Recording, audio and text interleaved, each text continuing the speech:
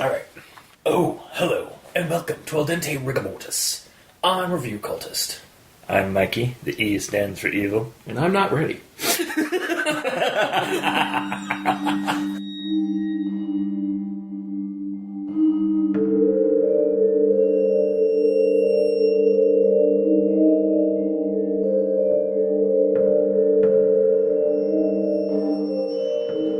Oh, hello, and welcome to Al Dente Rigamortis. I'm Review Cultist. I'm Mikey. The E stands for evil. And I'm the gamer in yellow. And we're here to discuss those internet stories, most creepy and most pasta, and be critically silly doing it. Tonight we have Search and Rescue Woods, parts 5 through 8. So, if you haven't listened to the last episode, go check that out because it's basically the start of this whole series. And really just kind of catches you up as to what we're talking about, or what we're continuing in this episode. So, just as I'll do a quick, like a very brief rundown thing, and then Gamer in Yellow has already done a rundown of all the different stories. Yes. Basically, it's continuing what happened from the first parts.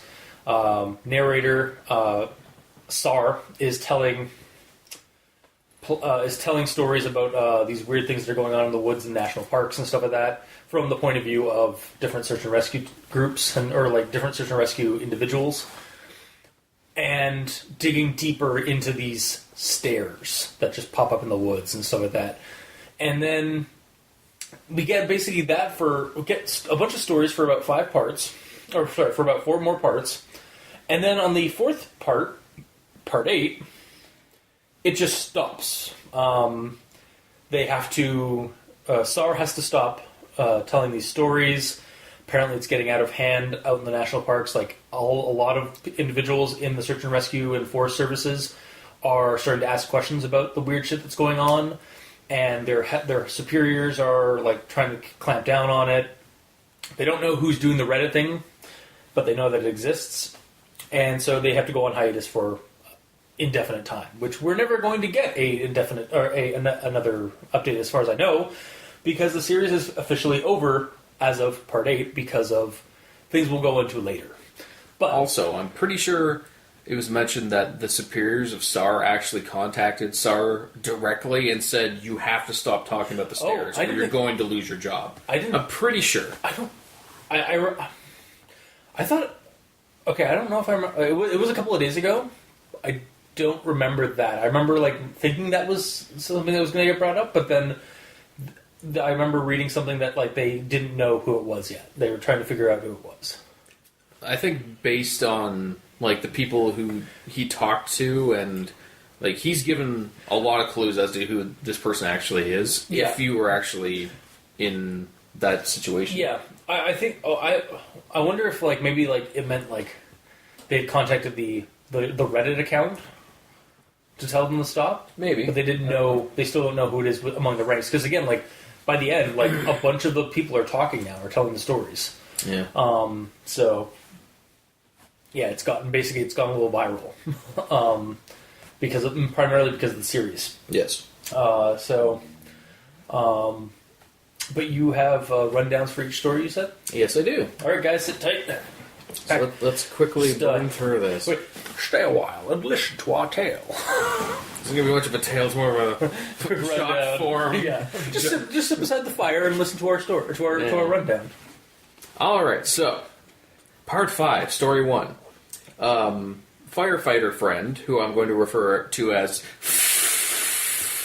from now on, was helping Sar at a training op. Said he was on job to climb a massive tree to get a kid out of it. People who called him didn't seem worried about the kid, didn't tell anything about it. Kid has no way of climbing the tree, since had climbing gear and years of experience, and he was struggling. I mean, well, the kid had nothing, and he's a kid, so he probably couldn't climb it. Finds the kid dead at the top, with his guts spilled out of his mouth and his ass. Intestines draped over the branches like a Christmas tree. I'm assuming like tinsel on a Christmas tree. Yeah. Kind of deal. He didn't want to touch the body because of how gross and icky it was to carry it down, so he poked the body with a branch until it fell down. People on the ground didn't seem to care that the body fell. Yelled at the people, and they just told him, "Thank you for recovering the evidence." Was escorted away. The body had no trauma described. And then the people who were taking him away, they described the death of, like, the kid was caught in a vacuum that sucked his guts out. Yeah. Because there was nothing, like, no physical attacks or stabs or nothing to him. Yeah, actually, just a quick side, I've actually heard of that kind of thing happening, but, well, I've heard of it in a fictional account of the zombie apocalypse. Okay. In World War Z, there's a mention of, like, them using a certain bomb that, like, basically creates a vacuum. And, what it does is basically anybody caught in that vacuum, basically their innards basically just spill out wherever it can get out. Lovely. So, like, basically your entire, basically all your intestines come out your mouth or your butt. That's real nice. Yeah. So it's, basically... So they did a test firing over the park, and they thought it'd be high enough, but it just caught the edge of a tree. Talk about There's a one kid up kid, there. yeah, exactly. Yeah. And they didn't tell anybody. It's like, No. again, a government cover-up. It's like practically it is practically... This whole thing with, like, the forest services is basically like a government, like, Men in Black cover-up thing. It's not basically, it is. No, it is, yeah. It's basically 100% the... it Yeah, is. we actually now found out where the Men in Black are basically stationed. They're stationed within the forest services system of the government. Pretty much, yeah. For me, the whole vacuum analogy just doesn't work. For me, because for an actual vacuum to do things like that, it had to be focused on specific points. But it's the vacuum effect. Like, it's like as if basically Vacuum effect is a body floating in space. Bam. yeah. Space is a vacuum. Yeah, and so if you were to vacuum, like, you're like all whatever like is inside of you has air and stuff like that, it would basically be sucked out because it's trying to suck up all as much air as possible. Hence the vacuum effect. Go read World War Z. Yeah, it doesn't work that way. World War Z is fiction. Well, that's true, yeah, but the Well, the way it's described, it almost there seems is like some someone science takes to a it. vacuum and goes on his face and on his ass, and then turns it on. that's the effect, yeah. Yeah, but if you take it with a grain of salt. It is the World War Z was a bit of fiction, but there is some science to it. When the bomb was detonated, it basically like took out all the air within an area, and so anything within that area that was still still had like organic, basically got sucked out. So Well, basically, you'd be crushed. whatever, just move on. Just would it be more realistic if a giant spaceship moved into orbit, transformed into a robotic maid that had a giant vacuum, and held it over an area and went? Would that be a more accurate way for the vacuum death to happen? A more hilarious way, Yes. but not really more accurate. Oh, damn. That's unfortunate. Anyway. yes, move on. I'm apparently This is mad already. Yeah, I'm outnumbered already. So as I just look up the vacuum effect. Oh, really? You're going to be that guy? Yeah. We're critically silly on this show. Are we? Yes. I wouldn't have known. Continue. Well, you're still talking about Alright, the fine. story, Yeah, so I yeah. gotta wait. Alright. If you don't hold your breath, the loss of external pressure would cause the gas inside your lungs to expand, which will rupture the lungs and release air into the circulatory system. First thing to do, if you ever find yourself expelled into the vacuum of space, is to exhale. That's not what I wanted. So lungs exploding. Okay, that's not your bowels being. I'm looking it up. I really want him to find absolutely no information on this. Found it. I think. Reference to World War Z. God damn it. I'm actually looking up World War Z just for it. Oh, okay. World War Z debunked. The vacuum thing is. Because at the very least, that might have been like where this person got this idea from for the whole vacuum. Okay. I mean, think about it. What went wrong? If there is some sort of a device that goes past someone, like, I'm going to think about it like this. I'm going to throw this little device in front of you and it detonates. And it has a strong enough vacuum to quote-unquote suck out your insides. Wouldn't it just kind of pull you against it? Yes. And then, like, at that point, it might suck, like, if it's pulling you eye first. It might suck your eye out? Yeah. Yeah. But it's weird to think that it could cause an area around you, like at the edges of an entire area, to have suction power. But even then, it would be like, okay, if I'm going to throw another sphere at you, this one puts a dome around you, and around all edges of the dome is a very powerful suck effect. Yeah. So in that case, it would literally just draw and quarter you.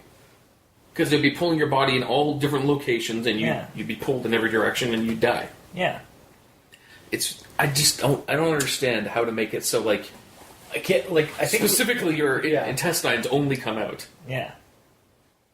Well, I think it was, like, I mean, yeah, it says intestines and stuff, but I think it was, like, most of his internal organs were kind of, like, starting to go either way. Somehow. Yeah. Yeah, but that's what I'm saying. Like, it's weird that it could target the internals. Mm-hmm. Specifically. Yeah. Well, it's because, like, they're coming through, like, it's not so much, the way I saw it is, like, they're basically, it's affecting his internal organs because those are the most, like, squishy, the most malleable stuff.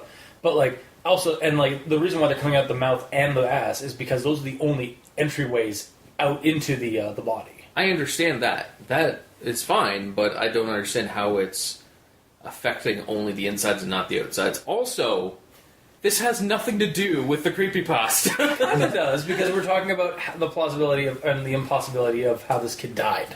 Mm-hmm. Yeah, but he didn't die because of a World War Z bomb.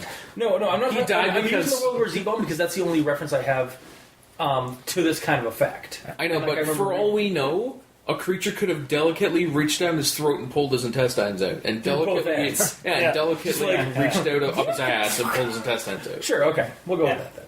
Cool, we can move on. Yeah, mainly because I'm not going to sit through basically a wiki page and try and find this thing. So okay. So all right, I'm not with you guys on this, but I'm willing to concede for now. We will discuss the potential flaws or realistic. Yeah, we're not even in the rundown yet. Yeah, I know. I'm on part 2. God damn. Okay, so part 5, story 2.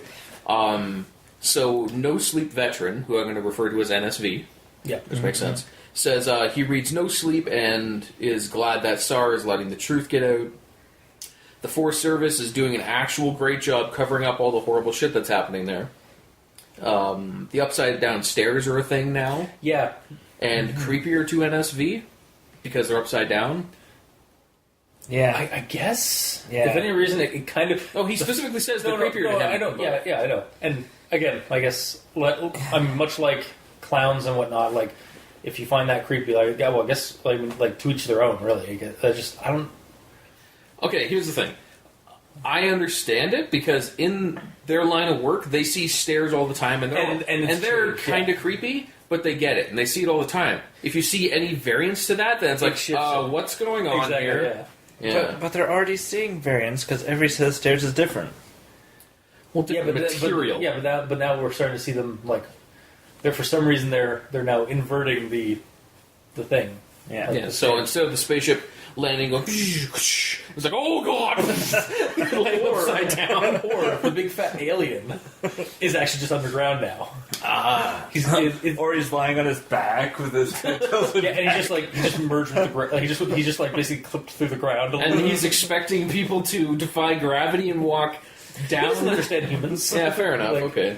I also kind of I was actually when I heard this is like, all right, there goes our entire idea about the UFO. Unless the UFO for some reason did it did like a couple of flips and it landed, and then ended up on its. Or it already landed normally, but they had to do an emergency takeoff. It's like, oh shit, the stairs are still connected. Fuck it. It flipped it. Disconnect. It flipped the stairs, but they got away. Yeah. Either way, continuing the rundown.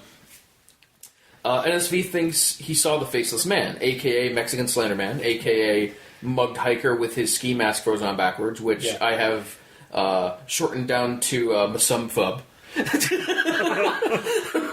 Masumfub. Yes. Except it doesn't really work in this one, but okay. That theory no longer kind of works. But I know. I'm well aware. But either way. And we'll find out why. Yes. So he has a past experience with a random rookie wandering off, nearly falling down a cliff. So he never wants that to happen again. Exactly. So when he hears someone walking around when they're all sleeping out in the woods, he gets up. He calls the person to turn around and come back. They don't. He follows the person for a mile until he comes to a river. He shines his pocket knife flashlight at the guy. The guy's breathing weird. Like if someone was pretending to breathe. Yeah. So like his shoulders were super exaggerated and like he's fake breathing. He raises the light higher and he sees that the guy has no face. Yeah. So NSV is scared, stumbles back. Some fub seemingly teleports in front of him as he does that. And then Mexican Slender Man's throat opens to form a mouth.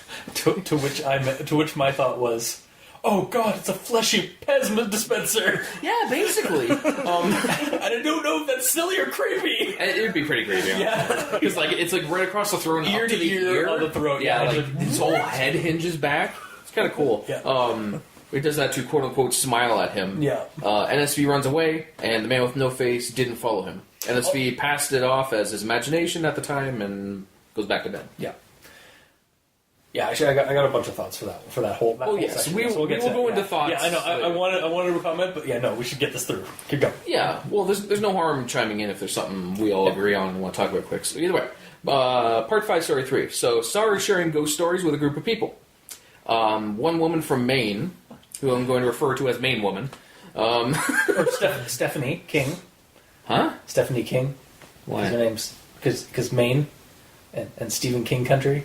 That's true. Anyway, she's also secretly Stephanie from Blind Date. Oh, I see. Okay. So Maine Woman. Yeah. Whatever. It's just what happened. Yeah, no, I know it's fine. Either way, tells one of her story of her childhood from back in northern Maine. So Maine Woman Maine Girl back then, I suppose. Yeah. And her friend, Maine Friend Girl. Yeah. Because they don't have names, of course. They often played in the woods behind their houses, but only up to a mile out because their parents said never go back more than that, but they never said why. Yeah.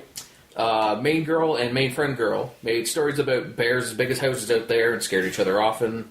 I would like to just interject. The reason why it's not mentioned is because it's not so much that it's like they never get an answer. It's just kind of an unspoken rule in the entire neighborhood to just not talk about what's deeper in the woods. Yeah, exactly. Like it's like almost like a normal or like a mundane, almost like conspiratorial, but like it's like a small town conspiratorial thing. Like we don't talk about what's beyond the mile in the woods. Yeah, it's like the stairs. They're there. Yeah. You don't talk about exactly. them.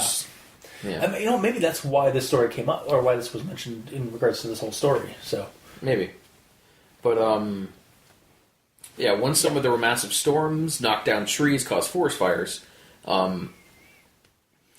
Firefighters who went to deal with it came back, quote unquote, shell shocked from what they saw. They didn't talk about it, and they promptly left town after. Yeah. Adults are told that the woods are safe again, so Maine Girl and Maine Friend Girl go back out. They decide to go further into the forest area, defying their parents because they want to see the fire area. Yeah. They see a skeleton of a deer under a burnt tree. Antlers are weird. Maine Friend Girl wants to bury it, but Maine Girl says no because that's weird. Yeah, specifically the antlers are weird. Yeah. And I'm honestly trying... the only thing that keeps popping in my head is just like the antlers are all just like coiling around each other, almost like a weird like collage thing, or like some weird like web or something, or maybe like they somehow melted because of the heat. Probably. But spoilers, there's a red fish. It's red hair. So, it doesn't matter. I think I killed him. You have respawned. Excellent. So, so they hear yelling, and they think it's the parents, so they hide. And then it turns out it's a man with a red face yelling for help. So Maine Girl gets the first aid kit from Maine Friend Girl's backpack. And when the man approaches them, his forehead, nose, and lips were gone, like sliced off and bleeding bad. The man asked how long he's been gone, asking where his unit was, and other things. He saw Maine Girl's Walkman and screamed. Yeah. Sorry, I'm trying then. Just because, like, do you not know what the significance of that is? No. He's a Confederate. soldier. They describe the uniform. Yeah, they describes the uniform on the guy. It's a gray outfit with the bands and stuff. Yeah. I was like, oh, so it's a time displaced Confederate soldier. Also, possibly space time, because I don't know my American history very well, being Canadian. I don't think the Confederates were that far north. Okay, but even if that's true, Yeah. he saw a square of plastic on a little girl's hip. And freaked out. Because what the fuck is that? It makes noise. No, but it was off. Okay. That's a plot hole. Like, if it had been playing or something like that, I could see like what you mean. Yeah. But yeah, Otherwise, it's just a square on the hip. It could just be a he pocket. just completely lost it. Yeah. Yeah. Afterward. Like, kind of. And like I jumped right to okay, because he's seeing something like from the future, and he's like, oh god, what the fuck is that? Like, that's basically our like. Yes, I assume that as well. But in that situation, I don't think that's weird enough. Yeah. You know, it's not like she pulled out a fucking lightsaber. It's like, oh, you know, you can very clearly see. Or like had like put on some was it? Hang on, I'm gonna listen to some music while I'm patching you up. For here, listen to this. Yeah, this will calm me down. Exactly. Okay, get that. Yeah. Yeah. But yeah, no, I guess that does actually kind of make a little less sense, because it's just a box on her. Yeah, on her side. In that guy's mind, he would assume it's just a pocket or something. Yeah. You know? But either way, main girl realizes that he isn't wearing the normal firefighting clothing. He has a gray jacket with red lining, weird buttons, and dress pants on, aka Confederate. There you go. I think Confederate. I didn't look it up too much. I tried to see if there were specifically old firefighting uniforms like that. Yeah, because that was But my I other couldn't suggestion. find. That was my other. I'm about 99% sure it's Confederate. Yeah. But I'm 1% sure that I was 1% unsure, because it could have been like maybe one of the firefighters, but Like an old-timey firefighter. or maybe even just he got displaced. Like, because again, apparently the forests in North America are just full of space-time displacement. Yeah, why not? But yeah, no. Again, I was also trying to think of like, I think the South had gray coats, or were they brown coats? You know what? This weekend I'll ask my buddies from the States, because we're going to be doing Monster Stock with the Maple Syrup Blood Money guys. So I'll ask them. Okay. Either way. Yes. Either way. Main girl opens the first aid kit, and Sliced Face Man screams to not touch him, or she will force him to go back. And then he runs off. Yeah. Main girl never talks to main friend girl about it ever again. They literally just like everybody else, basically just that was almost like a trigger. Like it almost kind of adds a little bit of a psychological or like supernatural, maybe not supernatural, but like a psychological like trigger to just cover it up. Like, don't talk about it. That's too weird. Your mind just can't. I don't want to comprehend it. I don't want to bother. We're never talking about it again. Like, everybody seems to have that about everything in these movies. Yeah. And then we see it like actually happen to the kids, like after they encounter this weird shit. Well, in this situation, they are somewhere they're not supposed to be. Yeah. So they're not going to tell people anyways. Yeah, that's true. Because if they tell their parents, but then they just never go to the woods again, and they're still friends, but they never they never hang out in the woods. Yeah. But that's the end of that one. So we're on to part 6. Cool. Part 6, story 1. So Star, when he or she, because I haven't determined. Did we determine the gender? I think we did later on in this. Later in this one, there is a name dropped, and I was like, is that Sar? I think it was Russ or something? Yeah, Russ. Yeah. But there are 5 people there. However, I would assume the person telling the story is telling it to our narrator, but it's up in the air. Regardless, it's Star. I'm going to leave it as Star for now. Yeah. So, Star, when they started out as a rookie, talking with a friend at a party. Both were drunk. So, Frank Drend, which is I'm calling drunk friend, is like, shit's weird out there, yo. And talking about my motto for this entire series. Essentially, yeah. Talking about how weird it is when people die where they shouldn't be dying. So Frank Dren tells a story about how there was a call in about a body laying in a pool of blood right in the middle of a clear open trail. Yeah. An elderly man, back of his head caved in, no rocks around, no blood trail, no splatters. But other walkers around when it happened, apparently, but they didn't hear anything. And that's about it. Yeah, like the only way he could have died was if he smashed his back of his head onto some rocks from falling or something like that. But there were no rocks. But there's no rocks. There's no and nobody was there. Like there's no blood trail outward. So yeah, there would have been like an impact. It's like he was just walking and then.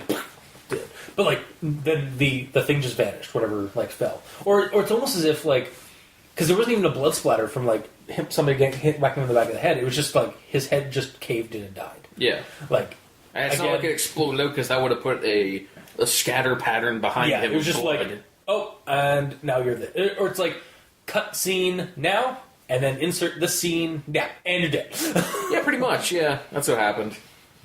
So that's weird. Anyways, so part 6, story 2, Star, talking about a 20-year-old kid with Down syndrome that got lost. Yep. The family lost sight of him, which was weird because the kid was always close to his mom, but then lost sight and then he's gone. They bring the family in, they describe the lost kid. Star calls in the police for help because of it being an urgent case, because the kid had Down syndrome. Mm-hmm. They don't find him after day 1. They call in a chopper for day 2. They find him at the bottom of a little canyon with his spine broken and legs broken. Yep. You feeling that, Mikey? Yeah. He's like, oh, my back! Oh, God!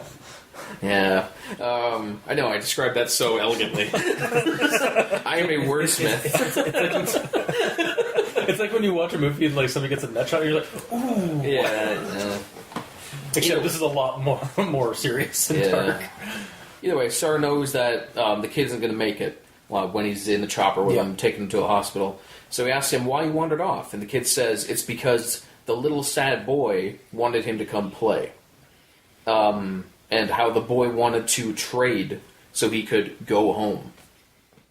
The kid dies in the chopper while talking about wanting to see his mother, and that's it. Yeah. It's sad times. And that was Sar. Was that Sar? Sar witnessed that, yeah. Part 6, story 3. So, a senior SAR officer, who I'm going to refer to as Senior, he helped recover a kid. Senior, who is a senior officer who helped SAR recover from the Down syndrome kid situation. Right, yeah. He helped him deal with it, the grief and all that. Tells a story that happened during the recession. The park sold a plot of land to a logging company because they needed the money. The loggers start, and they get a call that they needed supervisors out there right away. The loggers are all around a tree that they cut down. The foreman comes over to Senior and asks him if this is some kind of joke, that they bought this land fair and square. You guys shouldn't be fucking with us. And they're like, what the fuck? Confused, Senior goes to look, and the tree is rotten on the inside and hollowed out, with a fresh, severed human hand fused into the opening. Senior is thinking that the loggers are the ones trying to tell a funny joke, but the foreman says that if Senior leaves, he will tell everyone about it, so he knows that they're serious about this. The cops come, ask for the loggers to cut the hand free, cops take it away, area's closed off, they do a big investigation and learn nothing. And they never sell land again. To that as well. Yeah. Because that shit's fucked up, yo. Yeah. So, part 6, story 4. I know which one this one is. Do you? Yeah. Oh, okay. So, I'm referring to this character as Tourette Star. Does he swear a lot? Often. A lot. Right, yeah, he does. A lot. So, swapping stories with Sar while they're drunk around a campfire. That might be partially why he's swearing all the time, but either way. Right, yeah, he's trying to... While they're at a training seminar. So, Tourette Sar and his partner were out finding a mountain lion den after concert reportings. The partner's laughing at him because of how pissed off it's making him. Having to deal with him constantly because it's quite often. They find a den, radio it in, and they ask to confirm it. Which means he has to go and step in some shit, literally. He has to find basically more evidence than just the den. Yeah. That it's actually still there. Yeah, so he means, literally, he would have to find a public... oh, shit. Oh, yeah. There it is. All right. Yeah, it's here. Boom. Yeah, it's because it's physical evidence. You can come back and say this is the shit. They have to find physical evidence to make sure that it's still in that den, it's still living there. Yeah. So he can't see any shit, so he says, fuck it. The partner goes to take a piss. Tourette Star just watches a what he thinks it'll be a fox den because he loves foxes and he thinks they're super cute. Yeah. He hears... he specifically says I know. I was just laughing at that because, I remember that. Also, I would It's like like, to point fucking mountain lions, just fucking hate them. while we're at this, foxes are cute. I do believe, correct me if I'm wrong, but they don't actually, there's no actual, like, sightings of mountain lions, but they've been hearing mountain lions. They've been hearing weird noises, which they are assuming is mountain lions in the area. And that's why they went out to check. What I assumed is they kept having sightings and hearing of them. Well, but this one is potentially just the hearing. The hearing, yeah. But either way, there's been constant mountain lion related calls. Exactly, yeah. So either way, partner goes to take a piss. Tourette Star is watching a fox den because he wants to see if there's a fox in there. He hears noises on the other side of the tree he's at, so he cocks his pistol. He sees a man flipping through the woods. Backflipping forever. Missing every tree, every log, and coming toward him. He points his gun at him and tells him to stop where he is. He doesn't. He continues flipping. He shoots a warning shot ahead of him, and the flipper turns around and flips back into the woods. That's it. Yep, no, that's it. That's the thing. It's probably one of my favorite supernatural or like fucked up but silly stories in this. Yeah. Next to the moose, like the moose thing's realistic. This is just what? Why? Yeah, the like backflipper. it's. And I do have some words about that. The backflip man. Have you named him? The backflip man. Yeah, me too. The backflip man. The backflip man. The backflip man. Yeah. Sorry. No worries. Christ. Alright, so moving on. Part 7, Story 1. So Craft Dinner's back. Yeah! I love Craft Dinner. Except she's not, because it's Craft Dinner's friend. Ah, that's true. So Craft Dinner's friend, whose name is H on Skype, or Han Skype, as I'm shorting it down to, because it's H on Skype, which is Han Skype. You're welcome. Anyways, Star calls Han Skype, and Han Skype is... and the story is Han Skype and his friend Nolan, when they were kids, went camping together with their families. Yeah, this isn't... Okay, so a little bit more context. He asks Katie about the Wendigo stuff, and she points him in the direction of Han Skype. Yes. Who tells her... Who has a similar story about something about Wendigos. Correct, yes. Which is what this is about. Because Craft Dinner didn't want to talk about the Wendigo situation that she was in. Where she potentially converted to cannibalism. Exactly, where she almost succumbed to the spirit of cannibalism. Yes. Yes. Either way, so Han Skype's dad had an RV, but Han Skype and Nolan camped outside, just outside of the camping area. They didn't want to be. Well, they wanted to go fishing before. This is really? before that. Okay, sorry. They just didn't want to camp inside the RV. They still wanted to actually be camping, so they were just outside the camping zone. So when they go back there when they're 12, they decide they want to go try night fishing over at the river. So they camp a third of a mile out of earshot and eye shot of the RV. Nolan has a flint, so he starts fires in a way that Han Skype hasn't seen. He's like, hey, that's cool, yay, I'm going to go burn a few things too. Yeah. So they do that. Then when they're sitting around the fire, Han Skype sees something enter the water at the other side of the river. Thinks it's a deer because of the antlers, but it's kind of weird. So it waded into the water and it started to cross the river, seeming to come directly towards them. Yeah. Han Skype asks Nolan what they should do, and Nolan tells him to just sit down and shut up. So Nolan starts talking about TV shows and such, focusing on talking and not the creature. Yeah. The deer creature wasn't a deer at all, actually, and was walking on two legs, walking weird like he was unbalanced forward. The return of Deer Guy. Yeah, basically, Deer Guy. Han Skype is freaked out, but Nolan punches him and sits him down, tells him to shut up again, whispering him to tell him to not talk to it or listen to it. Yeah. With the creature right behind Nolan, they keep talking until he runs out of things to talk about. Then Han Skype can actually hear it speaking because they're not talking anymore, hardly able to hear it over the sound of the fire. Han Skype leaned in, and so did the creature. The light from the fire showed the creature's face and how it had clouded, dead-looking eyes. Han Skype and Nolan at the same time just got up and fucking booked it at that point. And previously to that, Han Skype pissed his pants when he saw the thing's face. So when he's running away, he decides to take his pants off and throw them in the bushes while he's running. So they went back the next day to see if there's anything there, and there's nothing there. Yeah. And the reason that Nolan was telling him information is because, like, someone told him, I believe his grandfather. So where they're situated is near a native reserve. Yes. Up north, in northern state. I think it's Oregon or something like that. Oregon or something. Anyways, the West Coast. But it's not on the reserve. It's just on some land near it and stuff. So there's some credence to that. I think it also is kind of implied that Nolan is part native or something. Yeah, I believe so. So like that's why where his grandfather came, like his grandfather's knowledge came from. Mm-hmm. But yeah, like this is clear to me. This is like Wendigo / Goatman or Deer Guy. Yeah, because for some reason, like there's a lot of like there's a lot of Goatmen stories or like antlered men stories in North America. That's weird.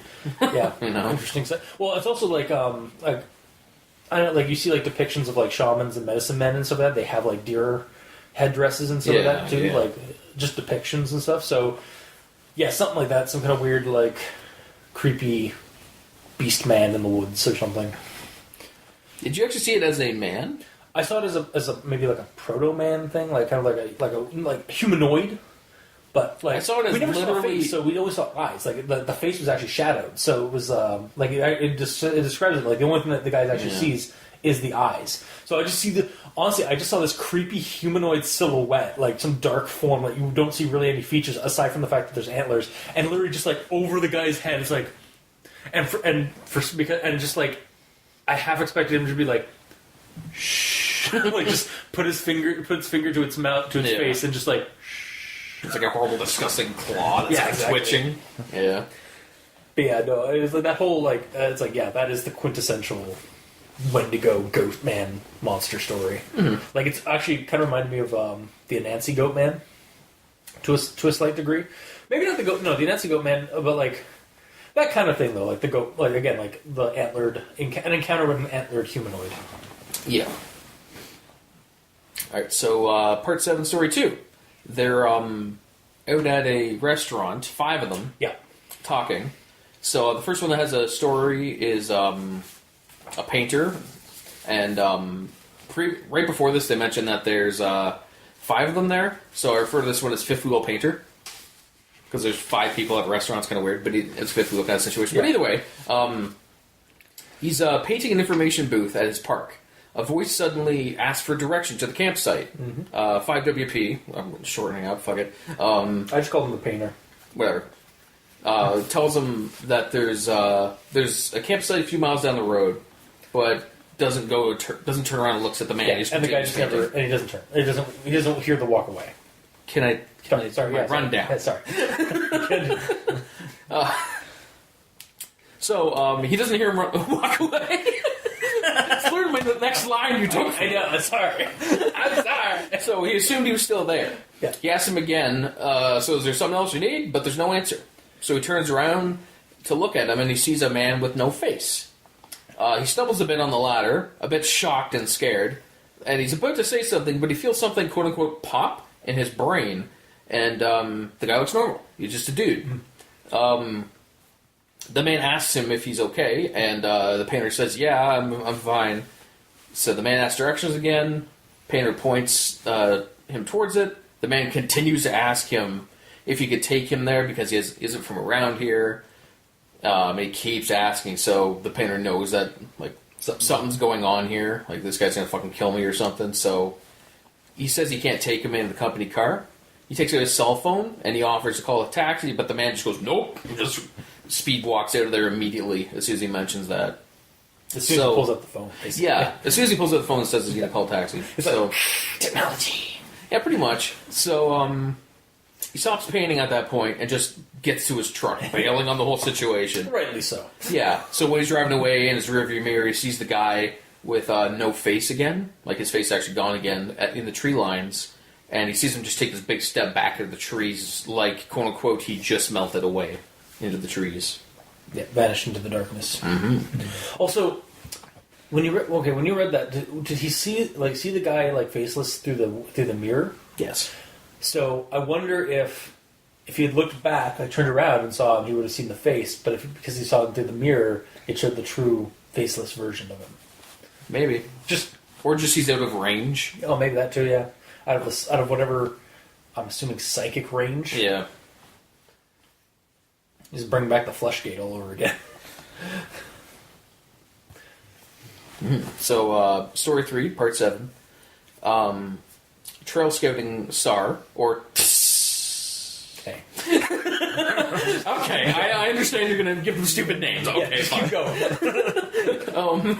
We're wasting daylight. It's TSS, but either way, was out deciding on where to put a trail. So while he's focusing on the ground while he's walking, so he's not really paying too much attention to what's ahead of him because he hasn't seen people in 2 hours. So he's literally out in the middle of nowhere with no trails.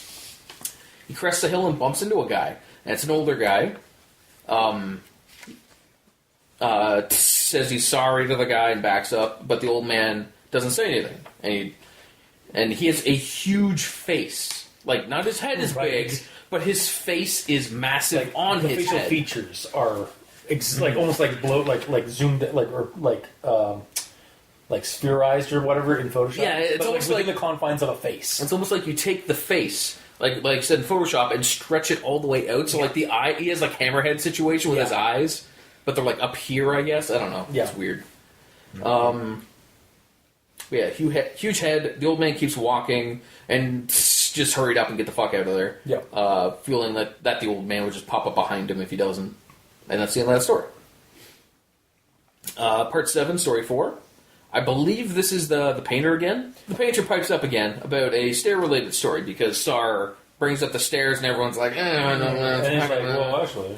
Yeah, but he eventually pipes up and he says, him and his girlfriend were out camping. And they couldn't get to sleep because of a weird grinding noise. That grinding noise. We all knew what he meant. Yeah. Either way. We'll get into that. Yeah, we'll get into that. Either way. He told her that the grinding noise is normal. It goes away soon. And he mentions it to all the other star people that they already know about it too. And it's a common thing that everyone knows about. So they eventually get to sleep. But the painter wakes up 2 years later. 2 hours later. Which is a little less weird. But his girlfriend is gone. So he gets out of the tent, and she's standing just at the edge of the tree line. Pale, and just standing there. So he calls to her, nothing happens, so he goes over to her, and it's seeming like she's sleepwalking, but with her eyes open. Yeah. She's in a trance. And she says, Eddie, I have to go. It's here. So Eddie, the painter, tries to bring her back to the tent, but she won't move. There's stairs beyond, she's staring at stairs. Yes. Yes, she is. Yeah, I was about to say, but either way. Sorry. So she starts walking towards the stairs, and so when he's seeing this, he tries harder, and he actually ends up waking her up and scaring the shit out of her because of doing that. Asking him what the hell's going on. He says that she was just sleepwalking, and they go back to sleep, and everything's done there. Yep. So the stairs are kind of up in their game a little bit here, in that it's now pulling. We're actually getting evidence that it's pulling people to it. Or at least luring people. I assumed he was doing that the entire time. I mean, it could be, but we've never. This is the first time we've actually seen it in action. Because there's been people dead around the stairs constantly, and everyone who sees them wants to know about. Yeah, but we've never actually this one to me anyway. All the previous ones, we've never actually seen why people have gone to the stairs. Like they used to do it either out of curiosity, not that they're pulled to it. Like in this case. Again, we should... Sorry. But also, for all we know, he could have been telling his girlfriend about the stairs. So she could have already known about it and asked him about it previously. It's like, these stairs, they're in the forest? Seriously? And didn't believe him. And then when they're out there, she actually sees it and it's like, wow, there's actually stairs there. I have to go see them. But she's in a trance in this scenario. And she's saying almost autonomously, it's like, I have to go. I don't know. To me, that screams more like possession, almost like kind of dominating the mind of the person or possessing them, or enthralling them, less just even fanatical curiosity. Yeah, I know, because he snapped her out of it and everything. But either way, so part 7, story 5, an unknown person continues. I'm not sure who continues. Is it one of the 5 friends? Or yeah, it's in the same. Restaurant situation, but it doesn't say who. But either way, this is a story about a disabled kid, but not the previous one. No, not the Down syndrome kid, some other one. He was missing, and he came back a week later. When he was questioned about what happened to him, since he was missing for a week, he said that he was watching his dad build a fire. Then the stairs, quote-unquote, came up to him. And that he had to go or something bad would happen. He kept repeating, like the campfire, repeatedly, over and over and over when he was telling people this story. Yeah. He was mentioning sounds, but he couldn't say what sounds. Just that it was loud and he had to cover up his ears to keep the sound out. Yeah. The cops asked him where he'd been, and the kid said that he was right here, pointing at himself. The kid said that he wasn't scared because the stairs were there and they talked to him, but not like people talk. But he was gone for a week and he came back perfectly fine without a speck of dirt on him and he was well fed. So, same kind of situation. Yep. We're on to the last part now. Yep. Part 8, story 1. Very short part. So, there's a runaway woman who didn't have a great home life. They got called in to look for her to see if she's hung herself or something, because it might be that kind of situation. And they only find half of her tongue and a quarter of her jaw in very clean cuts. But they know it's her. Yeah, DNA testing. Yeah, I get. Okay, Yeah. so that's some part of my notes. I just want to double check. Yeah, is that? Are we at that level where we can like pinpoint exactly who a person is by like Blood? like with Yeah. DNA and stuff? Really? Okay. Blood, yeah. I just like it seems so like just through this entire series, and it's been bugging me all. Basically, this one sparked the like just basically was the straw that broke the camel's back for me. We keep getting these victims that are like a pelvic bone or a thumb or some like something really small part of them or like half a tongue, and I'm just like. If there's a speck of blood, they can get. Okay, I guess we are at that level in civilization where we can, or with science, that we can basically forensics somebody from like a small bit of tissue. It just seems Blood really, is essentially like another way of doing a thumbprint. I think with this one, it was really just kind of like it was. I'll just gonna quickly like do the quote here. Go for it. Sorry, it just No, go for it it. was bugging me. Okay, it took them a while, but they did find her. Well, not all of her, just half her tongue and a quarter of her lower jaw. I think that just needs to be written differently for me, just personally, because it's like, we found her. Well, not all of her. We found her tongue, and I was like, it just felt like it's like the way it was read, the way I read it, and the way to me it was written, it felt too much like it was like we found her, and we knew exactly it was her, even though it was half her tongue and. Yeah. But you also have to remember, this is a recounting of a person saying this. Yeah. And that is a way that you'd say it. It's like, we eventually found her, but it was only this little bit. I know, it's just, it kind of bugged me. Yeah. Right? It's kind of been like the way this entire story's gone. Like, and I don't know if maybe it's just a personal, like, irk that I just need to let go. But it's just like, okay, maybe like, say it's like, we found out it was her after some tests. Or we found out what the remains were her after. Are you saying you would like more information, and you don't think it works with leaving things up to assumptions? Is that what you're saying? Are you telling me that? Are you telling me that? Yes. For this instance. Yes. Okay. Just wanted to make... I was trying to clarify. I don't know why, but it was this story, this particular part of this. I was actually kind of okay with it throughout the rest of the story, of the series. But this one just kind of like, it's like, okay, table flip, the fuck. Like, I don't know why it bugged me so much when I read it. It just, like, I just felt like they should have written it slightly, like, given just a few words more to say that, like, after some tests, they had found out that it was her. But I don't even know. And honestly, like, in my mind, I don't even know if that's actually what should happen. Like, in terms of, I don't even think it's an editing thing, because I honestly think this, like, the line probably is fine the way it is. It's just when it for some reason just really bugged me in this instance. I don't know. There's like, just people kind of know these things. It's common I know. knowledge. I get it. Yeah, and that's again why I'm saying that. Like, I don't even think it should be changed. It's just my personal. Like, when I read it, I was like, God damn it. Yeah, I'm surprised your table flipped on it, though. I don't know what happened. It was just like there's so many situations in movies where there's, like, a killer. And they have to, like, wear gloves all the time and be super clean about everything. Because if they drop a skin flake, they can find out it's them. Yeah. I don't know why. So a piece of a jaw is actually a lot of information. Like a pelvic bone, a spinal, like a piece of spinal column. Blah, blah, blah, like like somebody's like half somebody's head, or like somebody's like a 2-year-old's lower jaw, and then like this one is just like half a tongue. What the fuck? I don't know why it bugs me so much. It's not like it's a nail clipping. Even a nail clipping, you could probably find out. Yeah, exactly. Wrong. I just like.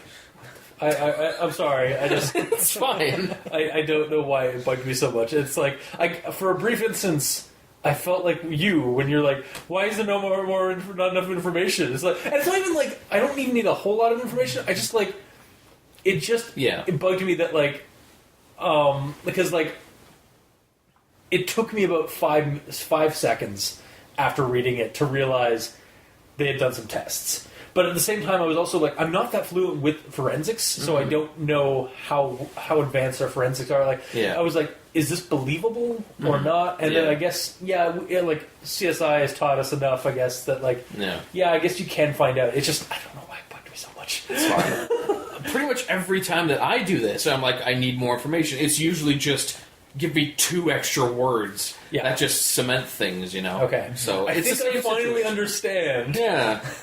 We're actually on the same page on this, at least a little bit. You understand. That's good. Yeah. So, part 8, story 2. Yeah. There's a hunter in the woods trying to sleep. I don't know who's telling this story. I didn't write it down. Fuck it.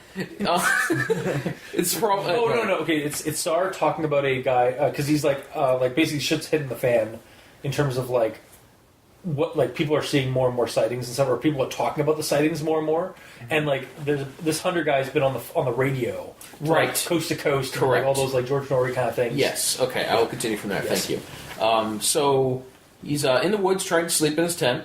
He wakes up because something is scraping against the tent. Yes, he figured it was a coon, but it pushed its face against the tent, and it was a human-like face. So the hunter kicked the thing in the face through the tent, and it backed up. The hunter opened up the zipper, and he had his gun with him. At his side, he fired 2 warning shots. The hunter hears a branch snap. Well, he gets out. Yeah. The hunter hears a branch snap behind him. He turns around and looks at him, and there's a man standing there at the edge of the campsite. The man is naked and without human flesh. Yeah, I was going to say, he's a man-like thing. He's not exactly a man. When you quickly look around, you see a man shape. He's a man shape. You first assume it's a man. Yeah. But he's naked with no human flesh at all. He was made like he's an amalgamation of raw meat and hair put together into the vague shape of a man. It opened its mouth, and it made the sound of his 2 gunshots. And then it made the sound that his tent zipper made. And then he ran away. Yeah. The amalgamation ran away. Yeah, no. I was just like... Okay, yeah, he fired 2 warning shots. Okay. Yeah, this one, like, I kind of... You did shoot first. No, I get that. I was wondering... I'd forgotten if he had shot, like, up in the air or if he had shot at the creature. No, but no, shots. I actually have the entire paragraph because I'm going to quote it later. Fuck. Because, yeah... I'll get into it later. Yeah, okay. We're almost done. Yes, we're almost done. Last one for the rundown. Part 8, story 3. So, a couple is climbing up to the peak of a mountain. Yeah. They're taking turns looking through some... binoculars. I didn't write that down. What I wrote down was taking turns looking up at... Oh, okay, well, that doesn't matter. They're looking through some binoculars, taking turns looking up at a climber who is climbing to the top of the peak ahead of them. He has no climbing gear on, but he's doing it. The hiker turns when he reaches the top, waving exaggeratingly at them, and then he snaps in half at the waist, sideways, and then jumps off the peak. Like, his upper half and his lower half jump together. They didn't see where he landed. Sar said that he'd look into the story, but he didn't, because there were like 10 other reports of this exact thing happening. This climber is well known. This guy's basically a resident of that cliff.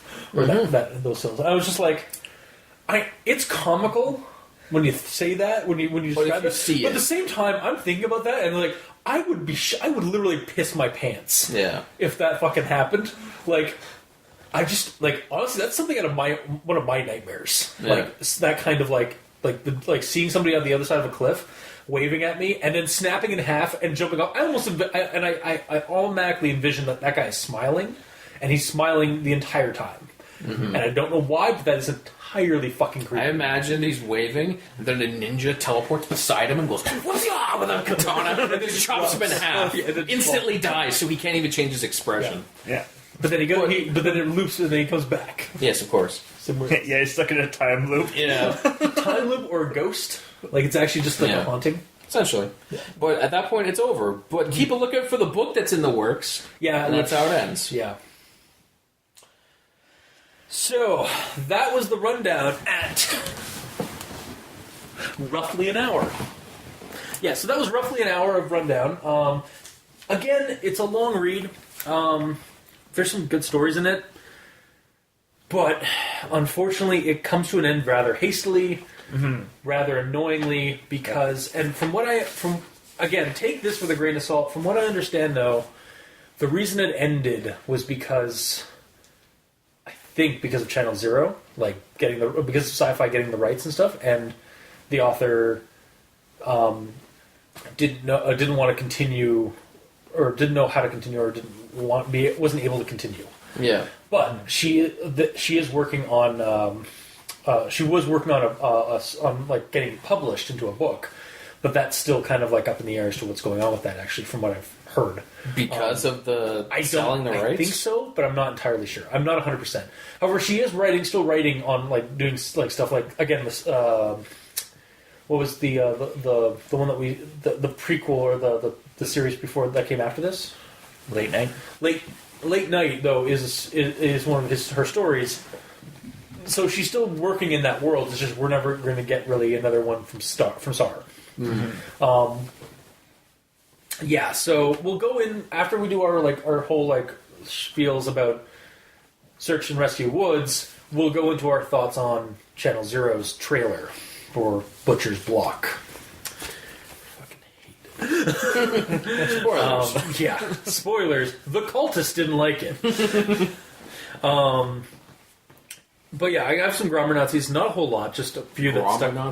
Grammar Nazis. I have a grammar Nazi about your grammar Nazi word you said. So, part 5, story 1, volunteer firefighter story of Kid and Tree. They didn't say anything, but they didn't shout or freak out or anything. I think that butt has to be removed because they didn't say anything. Even, or yeah. So I think actually the way it should be said is they didn't say anything. They didn't even shout or freak out or anything, because that butt shouldn't be there at all. It's they didn't say anything, but they didn't shout or scream. It almost makes the butt is contradictory. Yeah. So they're saying they didn't scream or anything, or do this or do that. Yeah, exactly, so you don't need to contradict what you're already saying. Exactly. Yeah. Yeah. Well, this author likes a lot of joining words, as we established previously, and whether or not they need to be there. At this point, I threw my red armband away so long ago for this. I only have honestly, I only go up to part 6 for spelling errors. I have 2 grammar Nazis because I'm just I don't care. My last one is actually, now look at it, it's pretty, it's actually really... Nitpick. Yeah, well, it's so nitpicky because the guy's drunk when he's telling it, so it's that kind of makes sense. Yeah. But anyway, part 5, story 2, inverted staircase and faceless camper. True. Remember that guy in our group a few years back who almost fell of the damned mountain? Just really fell off the damn mountain? Missed an F, yeah. Part 5, story 3, creepy bird forest in Maine. We didn't tell out parents where we were going. We didn't tell our parents where we were going. Yeah. I remember reading that, and I'm like, that's a typo I always make. Anyways, I forgot to write it down. I wrote that one down. Damn that off. Part 6. No, I did write it down, Derp. Part 6, story 1, mysterious murder on trail. The skull is decimated. Brains are leaking out like custard filling, and they guys old. And they guys old. So you figure, he's probably fell in his head. Yeah. So the guy is old. Okay, I have no grammar Nazis anymore. Nice. Yes. Part 6, story 2, dying 20-year-old with Down syndrome. I reached out to a senior ranger and who ended up helping me through it. Just remove that and. What? Because I reached out to a senior ranger who ended up helping me through it. They added an "and" after Ranger. And you also forgot the beginning of that sentence. Oh, sorry. Because of how badly it affected me. Because. I mean... No, you don't start with because. Okay, fine. Because, like, you have to be able to take a sentence and it should be able to stand on its own. So, like, it's like how badly it affected me, I reached... No, it needs to be continued. It needs to be connected to what it's previously talking about. Gotcha. Or it has to be said a different way. Like, I was so traumatized because of it. Actually, I reached out to a senior ranger because of how badly it affected me, and he ended up helping me through it. There we go. Yeah. There you go. Yeah. Part 6, Story 3, Hand in Tree. There was a pretty big investigation, but I know they didn't get any answers. Just get rid of get. They didn't Or find get rid of find. Yeah. Yeah. You don't need both, essentially. Exactly. Yeah. And then part 6, Story 4, Backflip Man. Do you know him? Huh? Do you know it? Do you know the Backflip Man? The Backflip Man. The Backflip Man. I love him. I call in and they tell me to confirm if possible, which, just means they want you to step in a big pile of shit and use it as proof. So, again, I understand this guy's drunk, so when he's saying this... But was it to you two? Yeah, it's like, they want you to step. Yeah, they want you to. Yeah. So, just get rid of that first 2. And then that's my grammar Nazis. Mm-hmm. So, Mikey, these sensory evil? Any Nazis? Oh, you want my grammar Nazi? Yeah, we'll do the Nazis first. All right, let's see here. I'm looking at this one, and I'm like, probably needs to be worded better. Mm-hmm. So the quote is, I got to the bottom and I started to get up in the captain's face, asking him who he thought he was sending me up there when they knew damn well the kid was dead. So that's one sentence? Yeah, that's one sentence. It needs more commas or something, because the whole... Asking him who he thought he was sending me up there when they knew damn well the kid was dead. Like... There's no commas? There's no commas in that. Oh, yeah, it should be like, asking him who the hell he was in sending me up there, kind of deal. Yeah. Damn. Yeah. It's just... I missed that. I don't give a shit about commas. There's a couple. I think I remember seeing one that I thought was a run-on sentence, but then as I it was like, oh, that's not that bad. Yeah. If I'm actually stumbling over it, I'll mention it. Yeah. But considering I was writing down an entire rundown, I'm like, fuck it. Yeah. Part 6. Already on part 6. Wow. I guess, yeah. It's just grammar Nazism. Yeah. Mm-hmm. So, someone comes into the VC freaking about some guy who's lying in the middle of the path in the giant pool of blood. Damn, I forgot it. Wow. That's that too. I totally just edited out that second about. Mm-hmm. Mm-hmm. And then here's a run-on sentence in part 7. Okay. You could spend all day thinking about how many people have died there, and how there are probably ghosts, or whatever you want to call them, all over the place. But it doesn't do you any good. First off, that is all one thought, though. Just put that up. The way you did the first part, it's like you can think about all you want about all the people that are gone missing. It's like, and how the way you said it, it's like, and then you kept going. Oh, yeah, that definitely has to be broken a little bit. Yeah, just a little bit. Yeah. But I thought it was weird that it was wading into the water, and it was definitely heading for us, and I asked Nolan what he thought we should do. There's 2 ands in that? Yes, and it begins with a butt. You just hate that butt.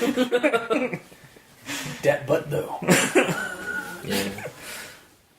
Well, butts should never be in the front. That's the thing. That's weird if that's the case. Yeah, it should be. It means your head's on backwards. Yeah, nobody wants that. No. Because that usually means you're dead. Or you have to go through the teleporter again and make sure that they teleport you properly. Or instead of using the teleporter, you just open the door and walk through into the next room. And the worst thing that's that 2 Spaceballs reference. I was also going to say, it's like, also the, you also find out the horrible revelation that your ass is too big. That too, yes. Which was also a space. I know what I ever told you. Yeah. Anyway. All right, so the next part. So this is in part 7 when they're still camping or whatever. Yeah. And it's out in the woods. And there's a river or whatever. Okay, yeah. Creature and whatnot. It's the deer guy. The deer guy. Question just before you start: are you about to go into like the fact that they're positioned wrong, or that they suddenly change positions?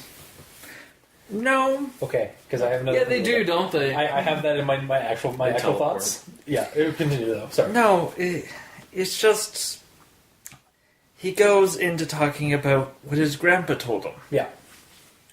And here's the quote. He said his grandpa had only warned him that if anything ever came up to him when he was out in the desert, he was never ever supposed to talk to it or listen to anything it had to say. Okay. I got nothing. No, I got something. Yeah. The grandfather told him that the grandfather has past experience of when he was out in a desert, Which is he on that learned. coast, so yeah. He learned to not talk to some weird creature that comes up to him. So you can apply that to whatever location you're in, So- be it desert, forest, space. Connecting this, because the grandfather, we're assuming, with some insinuated things in the story, that he is of like Native American descent. And they are on the West Coast.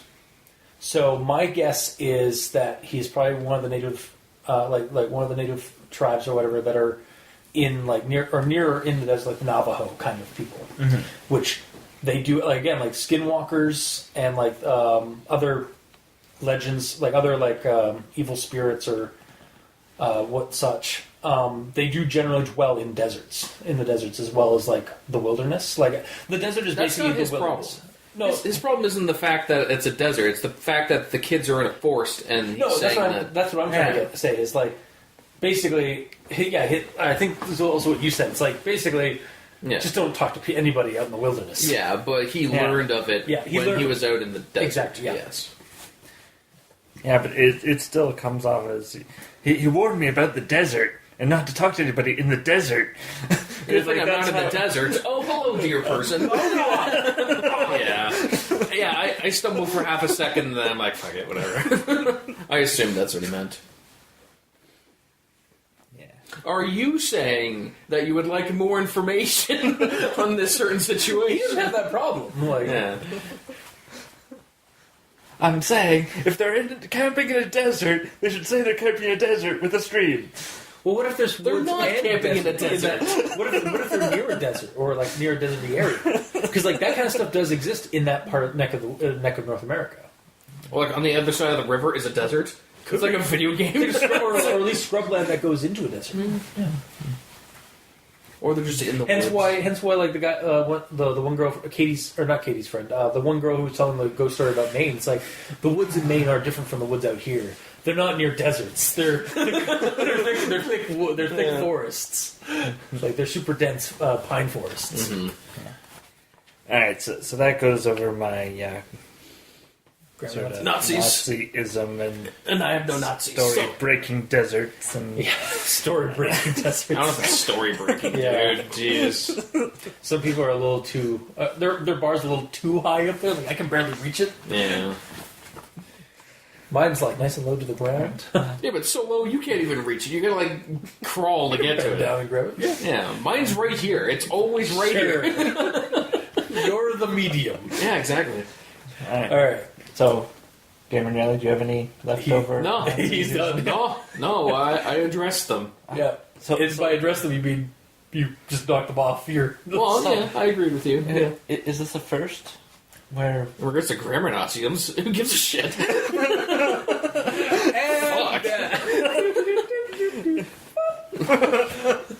That's the joke. All right, now to our actual thoughts. Hence why I always call my thoughts after grammar Nazism actual thoughts. Yeah. So, part 5, story 1 again. We're back to the volunteer firefighter. I just love the ending of this story because it adds to the conspiratorial flavor. Sorry, which one's this? This is the one where the firefighter gets called out to do with the dead kid, and like the cover up, or basically like the fact that the search and rescue guys are just like completely nonchalant about the dead kid, and like they're just like, all right, the dead kid in the tree. Yeah, they print the kid down, and it's like, all right, your service is no longer required. Yeah. And then they just like treat the kid like evidence and stuff like that. Yeah. It adds to conspiratorial flavor that is really kicking in as of last part. Yeah.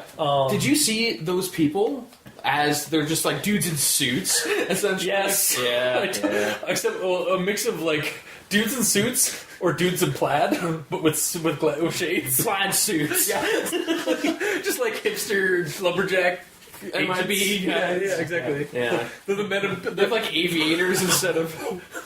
They're the MIP, the Men in Plaid. We are the Men in Plaid. Men in Plaid. Covering up those forests. Oh. Yeah. Alright, now we know what we're doing as a cover at some point down the road. Oh yeah, totally. We got to do the Men in Plaid. Holy shit. But yeah, so seriously aside though, I really did like enjoy the end of the story because again, like this weird situation, the kid's death, like what the fuck happened to this kid? Regardless of our intense vacuum like discussion earlier, it's just the fact that they're treating it like it's nonchalant and like basically just trying to cover it. It kind of felt like a cover up. The whole thing, like 100% yeah, no, yeah. They're just escorting the guy out of the area. Like his mission, his like compartmentalization is done. You can leave now, kind of thing. I loved it. And then we're gonna go into part 5, story 2, the inverted staircase and the faceless camper. One of the vets at the training op reads NoSleep, and he recognizes my stories. He knows me pretty well, and we've swapped stories before. And then I add in my own little thing here. It was then I realized that maybe the soups check Reddit too. Oh well. Anyway, nothing bad could come from me continuing this. Clearly. Oh wait. Yeah. And then in the same story, I followed this thing on a dead straight across for about a mile, and then it stopped at the edge of a little river. I could see the outline of it because the water was reflecting the moon, and it looked just like an ordinary guy. He had a pack on, and it looked like he was facing me. So because it said like he followed this guy all the way out to for a mile out to this river, and it looked like he was facing him, and that we never in that paragraph we never see that he turned to face the guy. I kind of just imagined that for some reason that Mexican Slenderman was just backpedaling the entire mile. I mean, or almost like a creepy, like it wasn't actually even moving. It was just like kind of like the guy couldn't tell that he just almost like porting back a little bit. Yeah. Like he actually has that ability. Yeah. Yeah, and also this is like basically Mexican Slenderman again. So. Also, we could have just not been following him close enough, so from far away it looked like he was just walking normally. But and he was actually just backpedaling or just like porting, like bamfing down the bamfing. Yeah, it's my term for. Oh yeah, totally. And then the next quote is, I tripped and fell on my ass, and I could see this line open up on his throat. It stretched up to his ears, and his head tilted back, and he smiled at me with his throat. Oh god, it's a fleshy Pez dispenser, like I said earlier. Yeah. This thing could be like if this is in fact like the same creature as the Mexican Slenderman up on the climbing on the mountain. Mm-hmm. So right now my theories are that this is some kind of alien biomechanical horror that's posing as a camper as like a limited form of camouflage, like of human camouflage basically. Or it could be an apparition of some nameless dead camper, hence why he's faceless. He's actually just... It's like a representation of ambiguity of his death. Like he was just like a nameless death in the woods kind of thing. Then why... And who was murdered by throat cutting and now haunts the woods looking for help. And he's actually not... It's actually... Because he's so scary, because of the whole throat like opening up kind of thing, people don't understand that he's just a lost soul in the woods. So it kind of makes him, like, it kind of gives you a little bit more depth to this creature if it's an apparition or a ghost of like a dead person that was just like namelessly killed off in the woods by some slasher. or it's some kind of alien biomechanical horror that just doesn't understand people, and its like mouth is actually where its throat is on the thing. It's just but it's also actively trying to lure people to kill them. Well, that's also the other theory for the alien biomechanical horror is that it's using it. Basically, I don't even think it may not even be like the actual true alien the true alien intelligence's like body. It might just be again a lure of some kind, or like a mechanical, or like basically a biomechanical device that the aliens use. I don't know. It has to be something nefarious, because I can't see a way that you can make him out to be the hero that we always needed. No, I'm not even saying that. Although, like SNTF thing, like I was kind of joking about, like that kind of thing. But like again, like it's scary because we don't understand what it is. But then, like if this was to be turned into a movie, or this was to be the bulk of a story, or like a main story, or fleshed out into a story, you might find out at the end that he's actually just basically one of like countless dead like lost souls in the woods, and he was killed by like somebody like slashed his throat, kind of thing. And then we go into my last bit of the story with a quote. I know it sounds weird, but the whole thing was just so surreal that it was almost like I immediately wrote it off as in my imagination. So that's the last basically the last note or quote of this story. And joking aside, like about the Pez dispenser thing and all that, why isn't this guy the focus of season 3? Like Mexicans, like joking aside about Mexican Slenderman actually being his name, but like this faceless camper, Masumfa. I really wish, like I kind of like he's sort of like Slenderman. He kind of has like similarities. But there are some differences to it. And if anything, you might win. Like so, like why can't this be season 3 of like? Why can't this guy be in season 3? Like, be the focus of season 3? I'll tell you. This creature. Wait, season 3 of what? Of Channel Zero. Oh yeah. Like, why can't we get a series of this guy, like exploring this creature? Because like we see this creature earlier in the series in one of the parts, and then we see him again in this, and like later, even like later on, it's like. I want to know about this. I want this creature to have more attention. And he potentially knows how to do backflips for all we know. It could be that same thing, yeah. Like I thought you were originally talking about why can't he be the focus in Search and Rescue Woods. No. I was going to say, well, it's because there's no focus on anything. No, obviously, yeah. No, like as silly as the Flush Pez dispenser, like I was saying earlier, visually that is like for film or reality, that is fucking creepy as shit. Yes. And like. I want this monster to get more love. Like, I want it to be, like, more, like, have a spotlight or something like that. It's creepy, it's familiar, yet different. Like, it's familiar. It kind of has, like, this again, the Slenderman angle, but it's a little bit different than the Slenderman, to a degree. I don't so you might win people over with that, like, angle, though, like, the familiarity of the Slenderman. The only familiarity is the lack of a face. Yeah, that's what I mean. Like, it's familiar in that regard. Yeah. It's popped up more than once in this, like, reading this series. And, like, I want it to have, maybe even, like, possibly show up as some kind of, like, thing in Channel Zero Season 3. It's not going to happen. It's not going to happen. I know it's not going to happen. It's about the But I wish it would. Mm-hmm. And that's really all I have to say about, like, I really like this creature. I like how the story presents this creature, because it was... Like, yeah, sure, it was creepy when it just like booga booga, oh god, and the guy fell and like had to get rescued in the first time we see it. But then when we see it again, it's a little bit more threatening in this scene in this one. Is this the second coming of him? Basically, yeah, he doesn't show up until unless you count some of the people that like are just picked up, like some of the kids that mention like a weird like fuzzy guy or whatever. Oh yeah, he might be the fuzzy man. Yeah.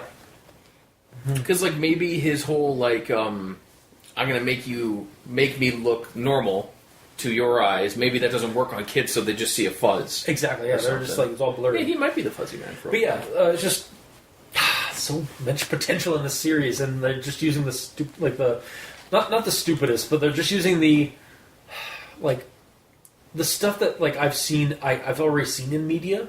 Like, I've already seen Wendigo stories. I've already seen cannibalism. Yeah. We don't need more cannibalism stories. It's essentially like, if you watch that, and you didn't know it was... You'd think that Search and Rescue was all about cannibalism and there's this weird, like, the stair thing. Like, I'm betting so fucking hard that the stairs are probably just going to be a dream sequence.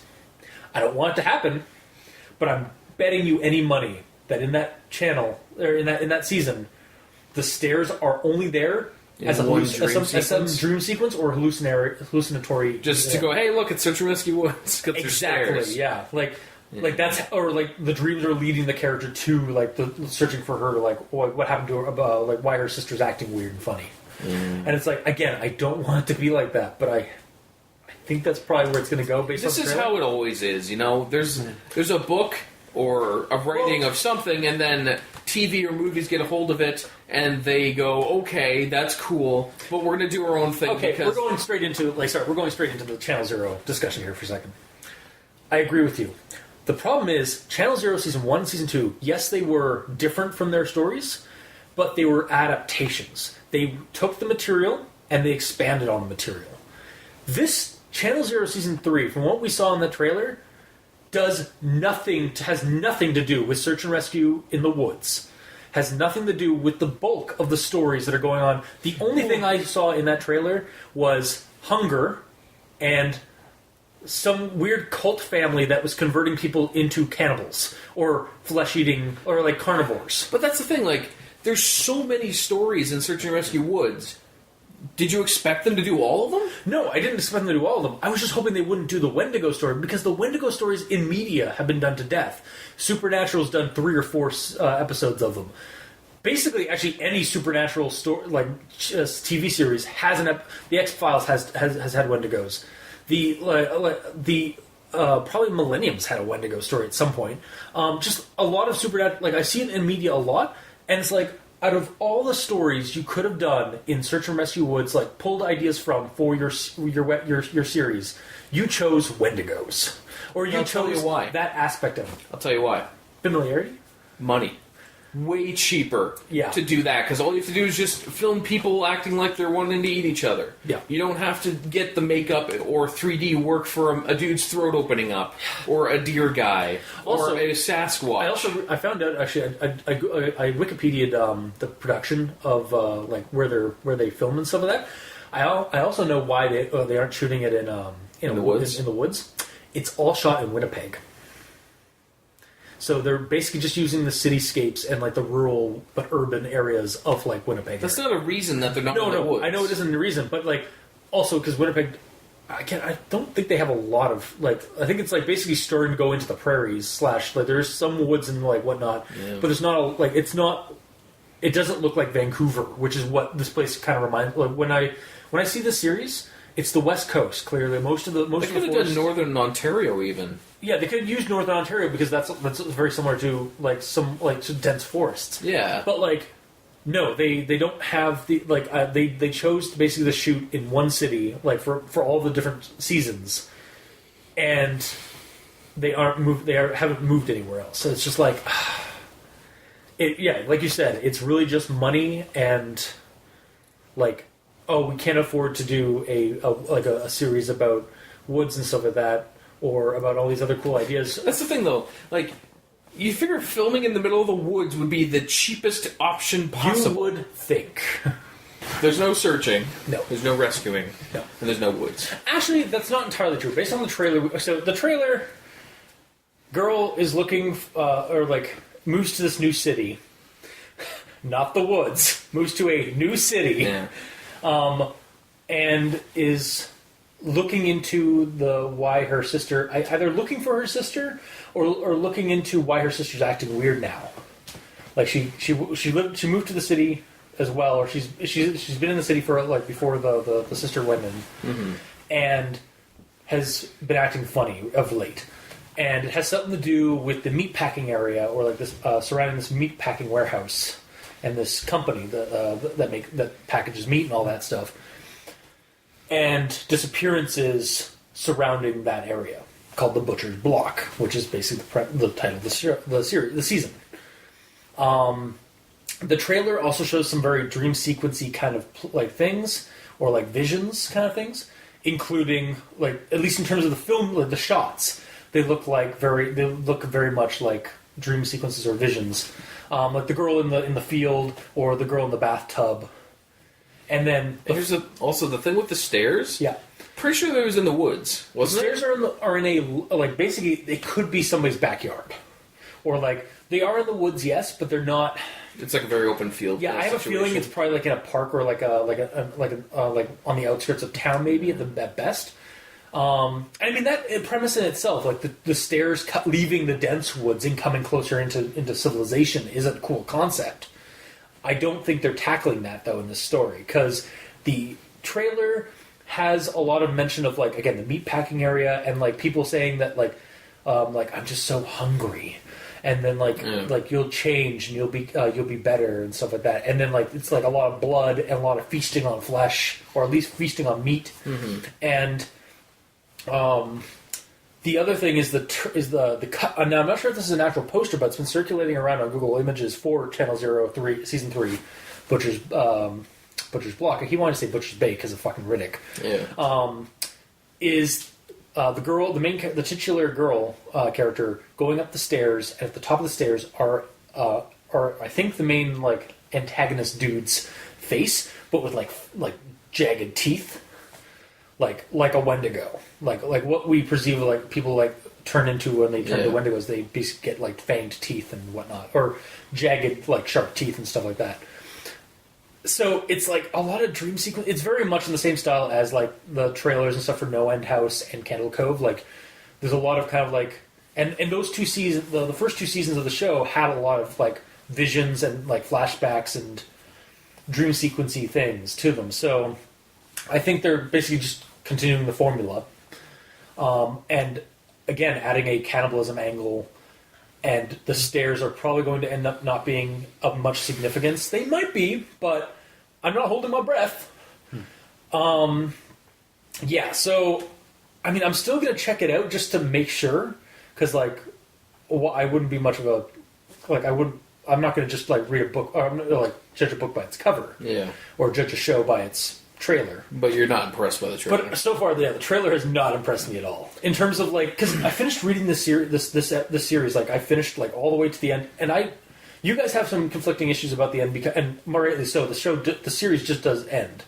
But by the time I was finished, I was like, I raged. Like you guys can attest. Some folks online can attest when I like would talk to them. Basically, like I had to vent, and I was like, God, why is Channel Zero doing this? Because, like, again, the first two seasons were adaptations. They were loose adaptations. They expanded. They added in things.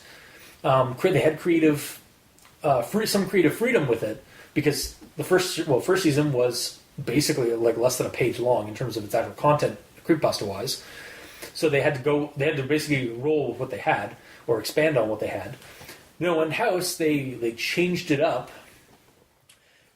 And then this one, they didn't even bother adapting it. They just took, as they say, they were inspired by core ideas in it, and they've taken those ideas and expanded on those. And basically what they've done is they've taken the most common thing that people recognize in the search and rescue stories, the Wendigo stuff, and I think they're just basically rolling with that stuff. And then throwing in the stairs as an Easter egg. Two things. Yeah. One... I think part of the problem is this feels like the second part in a two-parter, because we know that everything is starting in the woods and then all of a sudden they're there. Would you have preferred that they started this with some other wood-related scary thing, and then have like little teases that there's stairs, and then in the fourth one... Oh, you mean for the channel? For the channel. So, okay. I'm saying, like, in the third one, they have something to do in the woods, and they're kind of alluding that there's stairs there, and there's people mentioning that they're getting closer and closer to the city, but that's about it. But it's not really about Search and Rescue Woods. And then in the fourth one, they actually do Search and Rescue Woods when shit happens in the city. I would be okay with that if that's the formula they go with, but they don't go with that format. Yeah, I'm just saying, if they did that, would you have been okay? Yeah. Because it kind of I think... We kind of start getting at the end of this series that, like, shit is getting worse. Mm-hmm. Like, there's definitely something, like, the sightings are getting more frequent, or at least they're being more publicized. Like, sightings are popping up more and more of weird shit in the forests.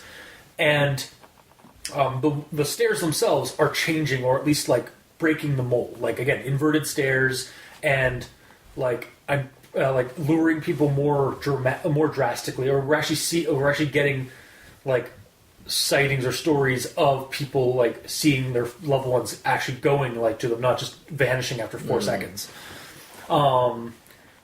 I think if the series, and again, I could be completely wrong based on the trailer, could be completely leading us astray. Like it could be completely different from what we think. The trailer in that case then is just a bad trailer. Yeah. Because it's not even a red herring; it's just misleading me. Yeah. But the way the trailer is, or the way I'd liked it to be, if Channel Zero Season 3 to have been, is to show that like the stairs themselves are encroaching onto urban sites and are maybe causing weird supernatural shit to happen. Like if that's the case, like if that's actually the premise of Channel Zero, where the stairs aren't just like a dream sequence thing, like they kind of show in the trailer. Like, again, that's just my speculation based on my aforementioned knowledge of like the original seasons and like how they like produce them. Mm-hmm. But if they actually have them as like that's what's kind of like causing all the weirdness, like that's what's causing the weird cannibal family or whatever that business is. Yeah. And it's because the stairs are in proximity to have migrated into cities. I think that's a cool concept. I would be down for that. I don't think that's what we're getting. Okay, then if the show goes the way that it looks in the trailer, and as it starts, there's a 5-minute explanation that weird shit happens in the woods. There's weird stairs, no one understands them, and they're getting closer to the city. And then that's all that's mentioned. Would you be okay with that? I'd have to be. Because they gave it a reason why why like the weird shit's happening in the cities. That might be all it is. And you know what? That's kind of like I'd actually kind of be fine with that for the stairs, because the stairs to me, they are. We never actually get an answer as to what they are. We never get a definite answer. To me, they're always going to be a cosmic horror. They're always going to be a cosmic geometric, like some weird alien geometry in the woods, something that should not be there. They're basically unknowable, inscrutable intelligence behind the stairs, and possibly the source of all the supernatural bullshit that's happening in the woods. And then, so if that's the case, I'm fine with that then being the reason why they're in the their presence in the city is what's causing the weird shit in the show. And that if we only get like 5 minutes of explanation as to what like they've been migrating or whatever, or like some kind of explanation like even 5 minutes long throughout any part of that season, about that kind of information, I'm fine with that then. Like that actually does explain to me. That's why I'm not just going to straight up walk away from the show.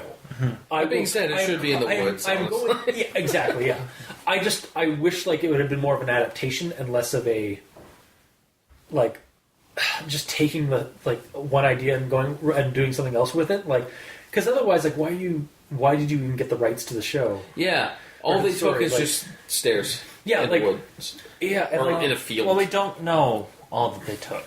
Yeah, no, exactly. We're talking like we've seen the whole story. No, I know, and I am trying to clarify that. Like, we're only speculating based on a trailer. Yeah. And again, like, I'm going to be very angry if that trailer is that misleading. That, like, it... So, but again, I think you would still be happier. I'm willing to watch it. You would be happier compared to it being that and it actually being that and you not liking that, compared to the trailer being that and the actual show being good. Yeah. I'm sure you prefer that. Yeah, exactly. So again, like, I'm going to check it out, and I mean, we'll probably do an episode. We should actually do some kind of episode or something like that for all the different for each season, because they are creepypastas. They are media. They're different media than creepypastas usually are, but they're inspired by or they're based off of creepypastas. It'd be nice to read the creepypasta and then watch the series. Yeah, and we've I don't think you haven't read No End House yet, but we've all read Candle Cove. Yeah, and now we've all read Search and Rescue Woods. By the time this episode launches, I think it's going to be weeks away from actually when Channel Zero Season 3 actually airs. Like, it's coming out in February. So, yeah, I just, like, we should do, like, kind of a comparison, like, story versus show kind of thing, and see, like, what we liked, did we like what they added? Did we not like what they added? Like, did we like how they expanded or how they creatively changed things? But anyway, that's not here. That's a whole different show and episode in its entirety. So back to what we were originally discussing. Unless you have more to say. One more. Okay. They might actually be focused on Meat Man. Again, and that's another premise of this thing, like the meat golem. That's a good point. Yeah. I actually do have him. Yeah, something too, in here is chopping people up and putting them together into an abomination. We do have, the Wendigo thing is there, like as a cannibal thing, but yeah, that could actually not be the focus at all. That could just be an aspect of it, like, or it could just be both. Or it could be a combination of the both. Like one's like basically gathering meats together, like. That's kind of what it was. It was like basically some kind of meat golem, is what I saw. And I actually have some notes on that guy when we actually go back to our afterthoughts. But yeah, like the whole series does have this underlying thing of like meat and carnivorous things. But yeah, we should actually get back to the story at hand and like our notes on it. I apologize. I had some thoughts on the show in comparison to the series, so had to get that off your chest. Yes. So back to my thoughts, starting with the creepy burnt forest in Maine. So, going with the quote, she said it was true, but then again, every ghost story told around campfire is true. Yay! Playing on the themes of spooky stories and commenting on it in the narrative. Like basically, like say it's like kind of like it's a one-off line about like how like everyone says like, oh no, this is true. It happened to a friend of mine kind of thing with campfire stories, and it's almost like a commentary on this whole series is that you shouldn't take this serious because like we're treating it like it's true, but it's actually not kind of thing. At least that's what I got out of that line. Yeah. So, and then okay, so here's something that here's a not and it wasn't a grammar Nazi, but it was like a plot issue or like a continuity issue.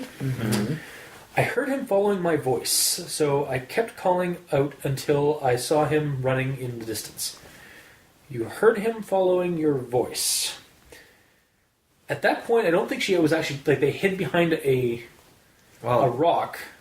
He heard them following. Yeah, I guess. Essentially, the kids were hiding behind a rock because they thought it was the parents. Yeah. She heard that it wasn't the parents and it was someone asking for help. So she got out from behind the rock, got the first aid kit, and started calling for the man. Yeah. So the man was calling back, and they can tell that the man was coming towards where she was because he was following her voice. Yeah. Okay. When I read that, I was like, he followed her voice, but she wasn't talking. But yeah, I get it now. Yeah. All right. So the next one, I'm not gonna do the whole quote. It's just basically like how he freaks out about the Walkman. Like he looked over and saw the Walkman and screamed. Didn't even like nothing else. The Walkman didn't do anything. No. Yeah. He just started babbling and touching his face. I realized he wasn't wearing right clothes. He had some kind of gray cloth jacket and almost formal pants on. And the jacket had weird buttons and red borders on it. So, Confederate. Also, at this point, this is the adult saying this story. Yeah. If this is something that was this tragic and weird from the childhood, you would think that she would at least try to figure out what that uniform was. Yeah, by this time. Yeah, and say that he was actually wearing it. I didn't know at the time, but it was a Confederate uniform. Yeah. So I read that part and I was like, so time displaced Confederates in Maine? Yeah. I mean, it is Stephen King country, and we've already established the forests have weird space-time anomalies in them and displacing things. And I was like, it's just, man, these woods are weird. The forests are weird. Just, that's all I gotta say. It's just like... It's so weird that they should do an entire series of a show on it. Yeah, like, wait. What if they did what if they did like you could also like screw just doing like an anthology for a single creepypasta. Just do it. Each season is a different story series, like different story plot line from this series. Each season, so have a whole season about Wendigo, whatever, fuck it.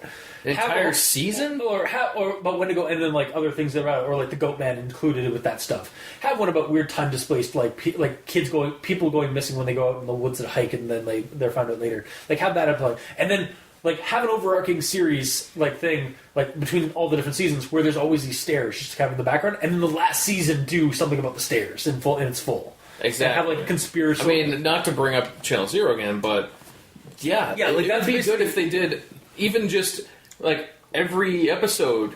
Like there's a two-parter. There's episode one is one part. Episode 2 is the the finale for that part, and each two-parter is a different monster situation in the story, because there's so many. And that's, I just realized. That's the problem with adapting the show to a single 6-episode season. The other ones, Candle Cove and No One House a little bit less so. Candle Cove and No One House, though, were a single confined story. Yeah. They were about, again, mass hallucinations or weird supernatural thing about a kid, everybody seeing a kid show in static. Done. Like, that's all the story is. No One House, it was a 3-part series. It was a 2-sequel series, but it was always about the same story. It actually just continued on the same storyline about a house that never ends. Boom. Singular storyline. You can tell that in a 6-episode season. This has so many different ideas that they really shouldn't have done it as a singular season for this show. They should have maybe done it there as a maybe spin-off series, like Channel Zero, Search and Rescue Woods. They could have, but I still think it could have worked. It's just they had to. I think they should have broadened their horizons a little bit instead of just picking the one thing with the Wendigo. Yeah. Again, we haven't seen it, so we can't. Based on the trailer. Based on the trailer, but yeah. Like, personally, the 3 big things I can see in this are the man with no face. Yep. This whole, like, flesh abomination seems to be the, like, what's coming of all the random body parts we keep finding. Yeah. And the stairs. So that's 3 things with a 6-episode series, 2 for each, you're good. Yeah. End with the stairs and have the stairs referenced in all of them, so you see exactly. that Like, have them be the source of everything, because that seems to be what they are in the series. Yep. Like, it's never said, but it seems to be like any even a layman can see that, like, there is a connection between them and everything else that's going on. Mm-hmm. And then my final thing with this. Now that I said that, if they don't do that, I'm gonna be pissed. But anyways, right? that's why I raged for a week, for like all week. Yeah. So I'm gonna be raging. So here's my quote. The final quote of this story. When we got home, I told her I didn't want to play in the woods with her anymore. We're still friends, but we don't talk about that guy. Not ever. I'll update you as soon as I'm able, guys. I appreciate the continued support. Okay, this is the first time in this series that the end has just been so jarring. Like, it was like we don't even like we get a like that last paragraph or that last little blurb is her finishing off her story, and then our narrator Sar immediately going into his ending, his closing statement. And it's so short of an outro, it's almost like she said that. Yeah, exactly. Like, I'll let you know if... Yeah. No, exactly, yeah. So it's like, I just need to... And we did get kind of a warning at the beginning of this thing about that, like how the ending was going to be pretty brief or something like that, but it just felt like you should have added like a little bit more there. Mm-hmm. Like, and then that's where she left off her story. And then it's like, and then go to like separate the line so it goes in different... And then we go to the story with the hand in the tree. With the tree, it's rotted and hollowed out, and when they cut it open, it's exposed. They expose the chamber, and inside is the hand. It's fused to the. It's a severed hand, and it's fused to the actual tree itself. Mm-hmm. My first thought when I read this part of the story, when I read the story, possible connection to the carnivorous digestive system. Yep. Yeah. Like the food is fused into the inside of the stomach, basically, of this thing. And it's basically just dissolving it and gathering its nutrients as it consumes it. Mm-hmm. And it's like, I think we just found our first evidence of the carnivorous. Mm-hmm. Mm-hmm. And then story... Oh, we had previous evidence. No, yeah, we did. But it was all speculation. And now we have... I'm like, you found a severed arm. I was like, well, I mean, maybe somebody like, ooh, what's that? Yeah. And then ate the rest. And then we have Backflip Man. So this guy is coming toward me, and he's backflipping through the fucking woods. Like, instead of walking, he's doing these crazy fucking backflips. And I swear to God, he cleared every fucking log and bush in his path. It was like he knew right where he was going. So, to this whole thing, I was like, so he's a human version of a hoop snake? And for those of you not aware, hoop snakes are one of those frightful creatures that lumberjacks would come up with. Like... And it was basically a snake, like an Ouroboros-style snake, where it would grab its tail and would literally chase down its prey by rolling. Oh, that's awesome. I don't know how lumberjacks came upon like that kind of creature, but it was commonly it was one of those like common like urban legends or like I guess woodland legends in the frontier, or at least in the turn of the century. But yeah, it's just like it's like a human centipede except a human hoop snake. He's just backflipping forever.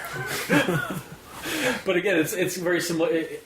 It could also be the same creature as the biomechanical horror that is Mexican Slender Man. Yes. Because I swear to God, like that in itself, like that Mexican Slender Man, Hoop Snake Man, or Backflip Man, the climber up, like at the very last bit of this, all seem to be like the same kind of thing. Like they're all exaggerating their movements and stuff like that. They all seem to be like kind of imitating human, but they're not quite human. Like the insides are something else, like are like either mechanical or like something imitating a human, like bone structure. Yeah. And then we have Katie's Katie's friend's Wendigo Deer Guy story. So here's some things that I as I was reading it, I came to some notes. First thing actually is like this is the issue I had with location. What I do remember is that at some point he looked over my shoulder at the river and asked me if I could see something. So part one, that line is important. Next thing, a little bit, like just slightly down the line, after he's seen the thing going across the river, he was saying something about an episode of some show, but I could hear the deer coming through the water, so I wasn't paying any attention. And I kept trying to see over his shoulder, but every time I did, he'd sort of hit me on the arm and make me look at him. So part two. Did you guys switch spots or reshift on the logs or whatever you guys were sitting on? Yeah. Like, you were facing away from the river earlier, but then you he got up and looked over at the river, and then between that and getting back down, he apparently like went over to the other side of the fireplace of the campfire to see the river, I guess. But it's never really said, so it's like almost like a continuity. He's always behind them. Yeah. Mm-hmm. This creature also has some weird like mirror ability where he's also mirroring the ground behind them. Yeah. So like the fireplace is the median point. So like behind him there's the water, and behind him there's also the water, and there's two deer men coming towards both of them. Oh God. So you can't run. Except they do, and I know. And then the other one, I have another, like, again, a little mini revelation with the painter and the face-shifting camper, who I don't actually think is entirely connected to the Mexican Slenderman. Could be, but this is the faceless man. This is the reason why, though. Well, he's not the faceless man, because the faceless man is straight up faceless. These guys are shifting their face. Their face shifts to a normal person. His face, he has no face, and then for a moment, and then he shifts it. I'll get into that. All right. There was also this weird smell floating around even before the guy talked to me. Kind of like old period blood. Note. Or like copper. Now, and then this is the next quote. Now, I admit it could have been my brain fucking up. But I swear to you, Russ, for a split second, when I turned around, that fucker did not have a face. So, note 2, shifting face. Not just straight up faceless, but it was faceless for a moment and then shifted face. Very similar to the internet version of the Skinwalker, or the Fleshgate stories, or even the Anansi Goatman stories, where this humanoid entity from the woods kind of moves into a group of people's, like who are camping out or whatever, and it will change its face to be something familiar, and even sometimes psychically implant memories that it's always been like a member of their group, or like kind of emit some kind of glamour, like psychic glamour or something, to make them think that it's one of them. But the signifier is that you can smell copper in the air, or like ozone, or like blood in your mouth. And that's usually the sign when they suddenly snap to and they realize, oh wait, that we had 5 people in our group, not 6. And then suddenly the creature its face shifts a little bit weirdly, and then like it runs off or something like that because it realizes it's been had. Also, is Russ our narrator's name? It only took us 7 parts to realize. Is it part 7? Part 7, yep. 7. Yeah. Story 2. So how many pages is that? Like a good 60 pages? No, it's only the story's only 45 pages. The entire thing? Yeah. Oh. Yeah. Either way. So this is why part 8 was the way it was. because he got found out. Oh my god, you're right. He did say his name. Ah, shit. How many Russes could there be? Probably a lot, but either way. That narrows the search quite a bit. So, it kind of like pulled me, like, made me realize, like, so maybe this, like, the thing that the painter encountered was not Mexican Slenderman, but in fact, one of the Goatmen or the Fleshgates. Mm-hmm. Because, again, like, he didn't actually ever get to see this thing, and it just, like, popped up. Just a theory. It pulls away from, like, the connection, but, like, it also just adds, like, there's, again, more weird shit in this woods. Almost like it has its own, like, separate secret world ecosystem. Mm-hmm. It could also still be the Faceless Man. It's just he has different methods of trying to get to people. That's true, yeah. So for this instance, he tried to blend in. The instance when he was leading the guy away from the camp, he was just himself and he tried attacking him. Yeah. And with also, his throat mouth. And with all these like these different like bushmen or these woodsmen that are like popping up with like facelessness or face shifting, and like being blurry or being like shaggy, they could all be like I could see them all being different like different lures. Just like the stairs are always different, these could all be different like lures that different forms the lure takes to bring people to the stairs. And the series definitely shows an increase in activity of like what the stairs are capable of as it goes. Like the initial version is it's just stairs, just ignore them. And oh shit, a lot of these like disappearances are about like are kids being taken by like weird humanoids. Mm-hmm. However, then it just ups its game as it keeps going, and we keep getting more and more. And as you read them, like they could all be disconnected stories, or they could all be connected through the stairs, which is what we're going into the next one.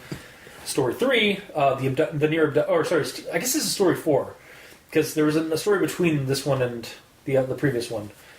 The story 4, near abduction of the girlfriend of Painter Guy. Okay. Basically, like the whole fact that like the girl.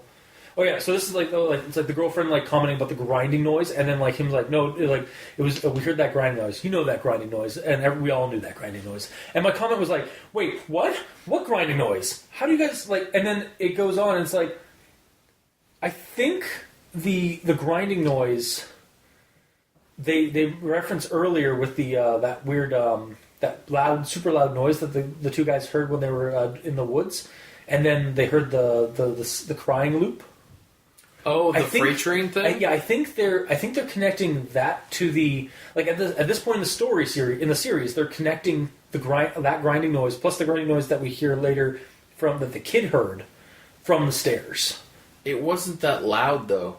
No, I know, but like remember because it was loud enough that they couldn't sleep, but it's not like they had to cover their ears and they were crawling up into a ball because it was so fucking loud. Well, that's true, but I mean, it could have different volumes depending on the person. Like our two SAR guys heard it like a freight train going by, and like they were freaking out about it, but nobody else heard it, so it was only them that heard it. Almost like it might have been in their minds.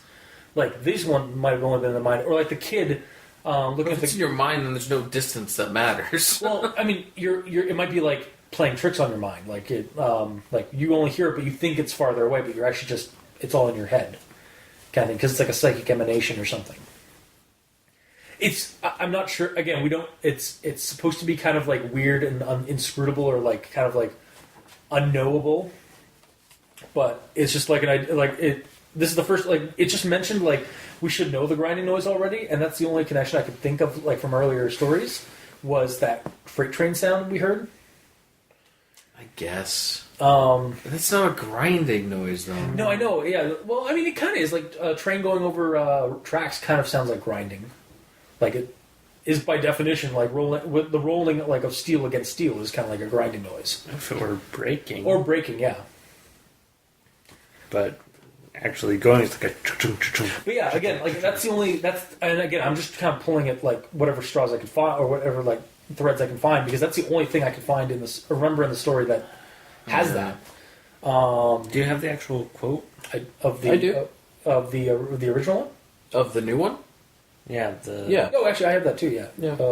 Yeah. Really funny fucker. No, it was because he kept hearing that grinding noise. My brother used to grind his teeth in his sleep, and it kind of reminded me of that. My girlfriend was freaking out, but I just kept telling her to ignore it because I've heard it before, and you just have to ignore it. It goes away eventually. You guys know what I mean. We all knew what he meant. So it sounds like the grinding of teeth. Yeah. But it's then... Eventually it stops, because you stop grinding your teeth. Yeah, no, obviously. But, like, what... Then where is this... Like, is it just because they know? Like, we all know what he meant? Like... It hasn't been described anywhere else in the story. Yeah, exactly. But it sounded like it was something weird that it was like another anomaly in the woods that everybody had heard about, but we've never heard. We didn't. Really get a story as readers of the story, have not heard it. We haven't gotten a story of that one yet, except for maybe the noise that they heard, but that's not really. Yeah, it left me kind of confused. It's like where is this coming from? It's another thing that they aren't mentioning. Yeah, because for all we know, they could be holding back so much shit. Yeah, and that's true. It just seems like that should have got brought up as a story from previously. Yeah, like the way it was mentioned, it seemed like it was, but I couldn't. Yeah. Again, the closest thing is the train thing, but that's I don't know. Yeah. Either way, move on. Yeah. And then, the stairs seemed to lure the girlfriend while she was asleep, but it stopped by the SAR painter guy. And then, this was basically the point in the series where I was like, damn, the story, like, the stairs are upping their game a little bit, like, actively, at least we're actively seeing them pull people to them. And then, it just kind of continues on during the story, like, if the meat puppet or the meat golem thing is a similar thing, it's just like, we imitate you. What you gonna do? And then it just lopes off into the woods.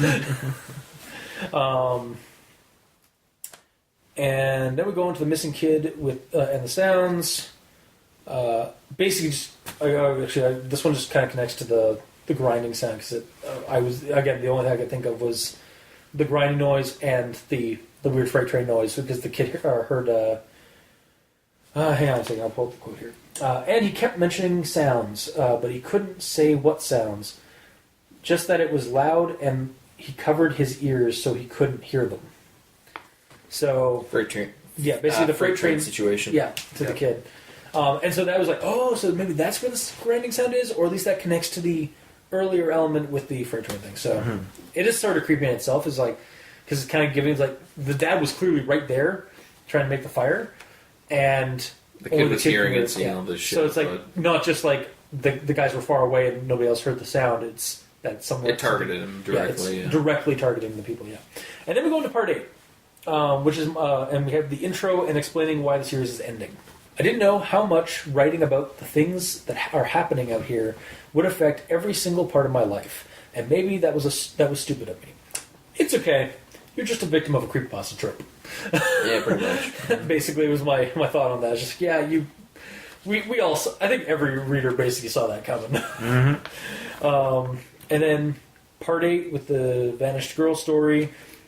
But people started coming forward saying that they had seen her around the park shortly before she vanished. Some of the rangers in the area were sent out to make sure she didn't hang herself or something on any of the back trails. And then I kind of added on, so like my whole thing is like, I would have assumed that maybe she was dwelling in the woods like a hobo. But okay, that must have been some rough home life. If you're immediately going off to, she must have gone out to the woods to hang herself. Okay. Mm-hmm. Not the first angle I would have gone with for seeing her in the woods. But then again, I do have some slight experience with people living in the woods next to my workplace, so... Yeah. Well, it's the fact that, like, she was running away into the woods. Yeah, and you'd think that, like, she was running away into the woods to, like hide out, so maybe she was, like, basically... Yeah, like that situation in Seinfeld when Jerry buys the van, because his childhood friend and him always talked about having a van, and then he bought a van, and then he hated it, and he told the guy, and the guy... He always ran away into the woods and dug a hole to sit in it and cry when people were mad at him. Yeah, exactly like that. And then we have this new guy's story, or the news guy, or the radio guy's story about the imitating flesh golem. He fired 2 warning shots, and when the sound had faded, he heard a snap behind him. A man was standing at the edge of the campsite. This man was not wearing any clothes, but he also but he also didn't possess any kind of human flesh. As this hunter described it, the man was made of some kind of amalgamation of raw meat and hair, as if someone had scooped up roadkill and molded it into a vague shape of a man, and they called him Rawhide. Or maybe Roadkill. Honestly, this is like legit. Like that joking thing aside, I gave him a name. Okay. I named him Rawhide or Roadkill. Why Rawhide? I don't know. It just sounded funny. Because it's raw meat. Yeah. It's made of hides. Yes. Oh, Thank you. Thank you for covering up my just silly name for him. I named him Taserface. It's metaphorical. Honestly, like the joking aside, though, this is a cool but really creepy critter. Like this flesh golem. Like shit, the stairs are kind of like again upping their game a little bit if this thing is connected to it, because like basically just like, yeah, I imitate you. Goodbye. Into the woods. It's like bang bang, zoop. Or this is. It just seemed like the hunter, like cause, the way I saw it, like it almost gave the stairs or the presence or whatever is controlling the meat golem or whatever kind of an attitude, because yeah, it's like ooh in your face, kind of, scratch, and then the guy comes out, shoots 2 warning shots, and then it's like comes out like just suddenly like confronts him like on the other side of the campsite, imitates the gunshots. And does the zip thing, and like just to kind of freak him out, and just like, come at me, bro, come at me, and they just walks away into the woods. I have an audio recorder installed in my mouth. Yeah, exactly. And that's why the Confederate soldier was so scared. It was he actually has like a voice recorder Walkman. Okay, sure, yeah. And then my final one, well, actually, no, not the final one, because I have some stuff for the end as well. The sighting with the climber thing, because that's all I'm calling it, is the climber thing. That's what they call it, the climber. Yeah, you watched it. Oh, you mentioned it already. Actually, pretty well in your rundown. So I'm not going to go. Basically, like again, like the whole creature, the fact that it climbed up the wall while they were watching it, like on the other side of a mountain, like on the other side of the ridge, basically, or whatever, like from a distance with binoculars. And the fact that it turned around and saw them and waved and then snapped in half or broke in half and like jumped off the thing. And it apparently just does that. And the guy was like promised them he'd report it, but he didn't. And I was like, good call. Just ignore it. Just don't get the fuck out of there. Here's the thing too, like you were talking about that, like it's weird that he saw them to wave to them. Yeah. Who says he was waving at them? If he's just on some sort of pre-programmed path, okay, that's he true. could just go up there and be waving, just not to anyone specifically, but from far away. You see a man waving. Kind of to get attention, assuming. right? Yeah, to get attention to like, and then like, sand checks. No, not necessarily to get attention. It's just that is kind of what he the does. loop he's stuck in. Okay, yeah. Doesn't matter if there's people there or not. He goes up there, does the same exact wave, gets cut in half by the ninja, and falls off. Well, the way and that's your interpretation of it with the ninja. I mean, of course, yes. But the way I saw, like, when I read it and stuff, I actually got a chill and creepiness, because to me it seemed like the thing was so far away, and they because they had to use binoculars to see it. But then it turned and faced them and waved at them. Specifically, it's like, "Hi, you're about to roll sand checks." Yeah. Snap. But also, it doesn't really say how far away they are. No. So if they're wearing like black winter clothing, and it's winter, everything's white. Maybe it's kind of up to interpretation with this one. Mm-hmm. Because it's essentially, are they looking through the binoculars to see the guy that big? Or, well, I'm doing a visual thing, but a couple inches big through binoculars, or are they zooming up so they could almost see his face? Yeah. Like, is he that close? Oh, yeah, well, they don't describe him. Yeah, and I would think that if they were that far close, they'd probably describe, like, if he was smiling or whatever. But they could see him close enough that they could tell he had no climbing gear. So I would assume you would be at least able to see his entire body. So he'd be at least like that. He'd be at least half a foot. In terms of like, well, in your vision, it's like you'd be able to see him entirely, but not zoomed up enough that you could see features of him. Exactly. Yeah. Just it's a cool creepy monster though. Like, because again, it could be some kind of like pre-programmed like like a weird alien thing that just does that. It could be. It's not that it's an alien. It could be a ghost. Yeah, it could be. Well, that's what I want to think it is that it could be some kind of ghost that's shot on a loop, or it could be like a guy caught in a quantum loop, like the space time anomaly. It's just he's stuck in a time loop. Because here's the thing. He falls off, and they go to see if he find a location, and there's nothing there. Yeah, like not even impact. Yeah, and he just does this. That's what I'm saying. Like, because if it was an actual construct of alien technology or whatever the hell you're talking about, if it actually splits in half and falls down, it would impact the ground. Oh yeah, so it would have to be some kind of ghost or like it wasn't actually there. Yeah, exactly. Kind of deal. Yeah. Or if it was there, like with the time loop thing, it just reverts back to before he did impact. Yeah. Kind of thing. And again, like it's on a constant loop. Like it happens like very periodically. Like he's basically like a resident. It's like, oh hey Bob, that's Bob the pop off man. He just pops like his top just pops off.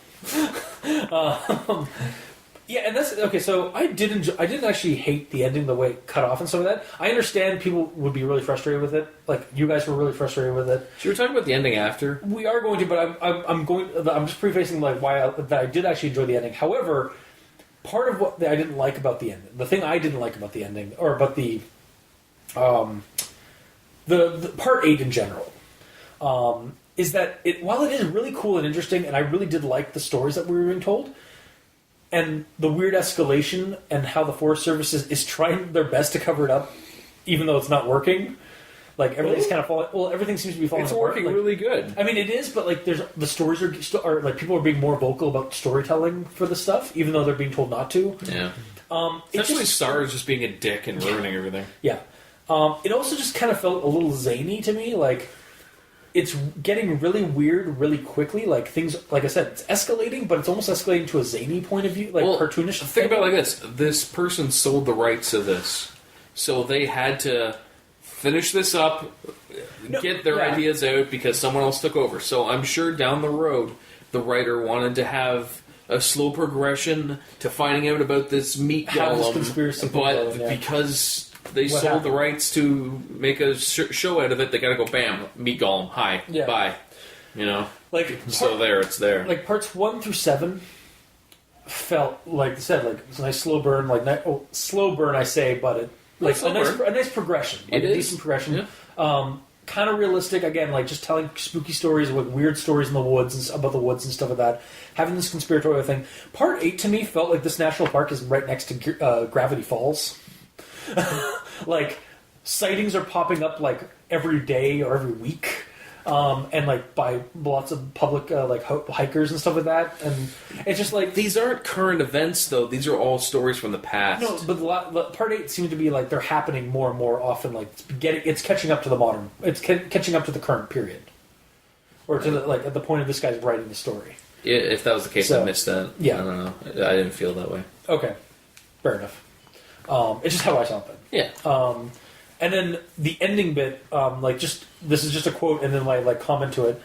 If you go out into the woods, I encourage you to be safe. Bring water, food, survival equipment. And then my extra thing to is perhaps a crucifix or an elder sign, something occultish has to work to ward off whatever the fuck this shit is. It just he gives us because we're going through this whole series, and he has throughout the entire thing, he gives us some straight up normal advice on being safe in the woods. Like if you're going out in the woods, be cautious and be safe. Like the woods are dangerous, you can get killed or you can get lost. But then just to end it after telling all these creepy stories, just maybe a crucifix, maybe an elder sign. And then that is all my notes until we do our final thought. So, Mikey. Alright, so I'll start with part 5. Seems like it is about as any. Mm-hmm. So, to me, part 5 reminded me of the 5th part of the Caribbean movie. So you didn't like it? It's where it jumped the shark. Really? That for me. Okay. And Pirates of the Caribbean 5 has jumping sharks. So... okay, cool. Well, why do you think they jumped the shark? Well, to understand my thought process, you have to go back to part 4. Okay. Oh, really? Yes. In part 4, it says something along the lines of, I have enough for 2 posts. Because it's a 2-parter idea, so part 5 is the second part. Part 4 has all these stories from Kraft Dinner and Peanut Butter and Ew, and I was totally expecting a repeat of part 4 with the giving the people names, and then telling their story in part 5. Yes. Which didn't really happen. Okay. So that means that part 5 is not really a spiritual successor to part 4 in regards to an actual... Did anything actually say specifically that 4 and 5 are... That is literally what I'm trying to think of right now. I don't remember... I do not remember reading... These are all, connected in the exact same way.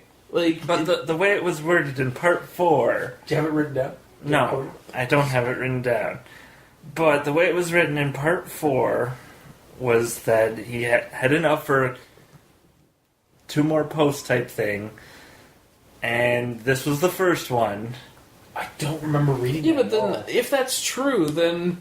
Oh, so you weren't expecting specifically Kraft Dinner and Ew No. and Peanut Butter, but more named characters. Yes. Quote-unquote named characters. Technically, they're not named, they're not EW, or they're not EW or KD, but they are, people from that op. Here's the way he's thinking it, though.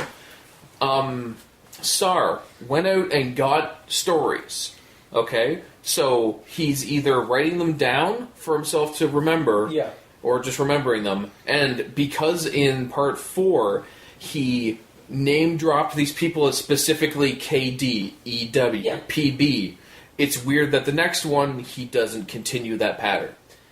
I mean, he kind of does. It's just they're not named. But it's the same premise, though. Story-wise. But he states that he got all these stories at the same time. That's what I'm saying. He would be using the same methods for everything. So it's weird that just for the first part, all of them are initialed, and then the second part, they're not.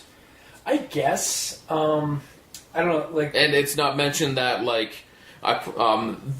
these stories, they didn't want to give me their name, understandably, so fine. Yeah. But it doesn't say that. Yeah. So it seems too separated. I get what you're saying, and I agree now. Yes. Okay. I understand what you're saying. I just don't care. That's fair enough. It does not ruin the story for me at all. It completely ruins it for me. But I understand why it would you. That's yeah. I just love that. I understand where you're going. I just don't care. We can't understand the upper thoughts of a cosmic being like him, right? But the real spot where it jumped the shark was, for me, was just the upside down staircases. I was like, they're already mysterious enough being out in the woods.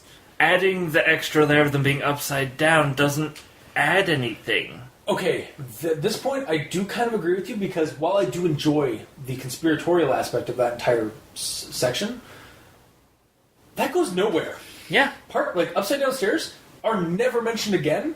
We get the stairs are only mentioned twice, and really it's just things luring people to the stairs. Yeah. But they're still just the normal stairs. They're not upside down. So it's honestly, when he said upside down stairs, I almost thought it was like what you originally thought what the stairs were, which was going down. They're normal stairs, but they go down to a pit of some kind. Yeah, which would have been more fine. I think that would have been cooler, actually. Actually, there were 3 mentions of the stairs because there was the other disabled kid. But either way, but I can see I don't understand. Okay, so I understand why you think it's plausible, because it's the same kind of issue I'm having right now that I'm thinking. But I don't care. This time I care. Okay, because thinking about it, every other instance with the stairs, even the stairs that move, I do in quotes, with the kid, where it came to him, it showed it it either moved to him or it was really just him perceiving it moving to him, but really he was moving to it. The stairs. While they are illogical and unknowable in terms of why the fuck they're there, they have a logic to them in that they are obviously some kind of entryway to something else. Or to some unknown thing, like whether it be a maw of some monster that we can't see, or some spaceship, cloaked spaceship, or which whatever. is the one I like. But the upside down stairs make no fucking goddamn sense, and maybe that's the point of them of that story. But it breaks down the what it kind of almost breaks the idea of the stairs in themselves, because while yes, it makes them even more unknowable, it just makes them weird and like I have no idea why there's stairs out in the woods now. I think we're all going to agree that in the last episode we did, we all kind of, in our recommendations, we speculated that there was going to be something happening with the stairs. Yeah, that was going to be big. And it's continuing. And nothing happened, really. Okay, stuff happened, but nothing really came of it. The thing is, we never got a conclusion. Like and honestly, I'm actually kind of fine with us not having a conclusion, because it leaves us... Because again, it's the same premise of like a cosmic horror thing. It's like we're never going to know, but it leaves us to guess and leaves us to wonder and like theorize. But we're not supposed... Like sometimes we don't... Like sometimes knowing the answer disappoints you. And by not giving us a direct answer, it gives you just as much like gratification than if we were to say to have it known. To some, because like I'm kind of disappointed that it didn't go anywhere. Yeah, so like where I agree with you that sometimes we need information for some details. This is the part where I walk a separate path from you, because in horror, not knowing what that creature is, like not knowing what these stairs or what's behind these stairs, but just knowing that they are some kind of cosmic horror thing, or they are some kind of unknowable thing that we can't possibly comprehend, and they're just stairs, but they are the source of the thing. That is enough information for me in a horror story to get creeped out and stuff, because it leaves my mind to wonder. But I'm not like itching to find it. I'm not disappointed that we don't have an answer to what it is, because as soon as you find out what it is, that's when I become disappointed, because it's never going to be the thing that you thought it was. Yeah, and like, for all we know, if they told what they were, it wouldn't have been as popular as it is, because exactly like half, or probably way more than half of the comments are probably just all like us having speculations about what the hell the stairs are. Exactly, and that's the nature of cosmic horror, is that we are never supposed to really know what it is, or like. It's also kind of the same premise. I'm gonna bring in a tabletop Cthulhu thing with this. It's the same reason why a veteran Cthulhu game master will not tell you that the Bayaki is coming through the door. He will describe the creature like oh shit, something's coming behind the door. Your investigator characters are stuck in a room, and it's clawing. You start seeing breaking through the door, and you see like horrible, like gnarled tentacular claws coming through the door. You see a horrid beak through a thing. He doesn't say it's like, and the Bayaki is coming through the door. No, because as soon as you say Bayaki, unfortunately, because of the way the Cthulhu game works, like 30 years have gone by since that game came out. Everyone knows who's playing that game, for the most part, knows what a Bayaki is. So like, oh, it's just a Bayaki. It's got these stats, these stats, these stats. As soon as you know what that thing is, the magic about it, the mystery of it, is gone. And you're left disappointed. Because your expectations are always better than the whatever somebody writes off what the actual description was, or whatever was behind the description you gave. But also, if you do straight up say what it is, not necessarily immediately, but at one point say exactly what it is, then you're telling everyone and giving everyone a 100% image in their head of what it is. And that's not horror. That is fantasy, and that is sci-fi, but that is not horror. When you're trying to scare somebody, you don't always... That is the difference between giving everybody all the information in descriptions. You can give them as much description as you want, but don't tell them what the thing is. Mm-hmm. Yeah, I guess you're describe it. Don't tell them what it is. That's how you do horror. Mm-hmm. That is what I've been trying to get across over these last couple of months with you. Is the details should only be applied to the description of something, the horror, but the actually telling you what the horror is. Like, I don't want to know if that thing is a Bayaki or a Shoggoth or whatever, because I know what that is. I know what their nature is.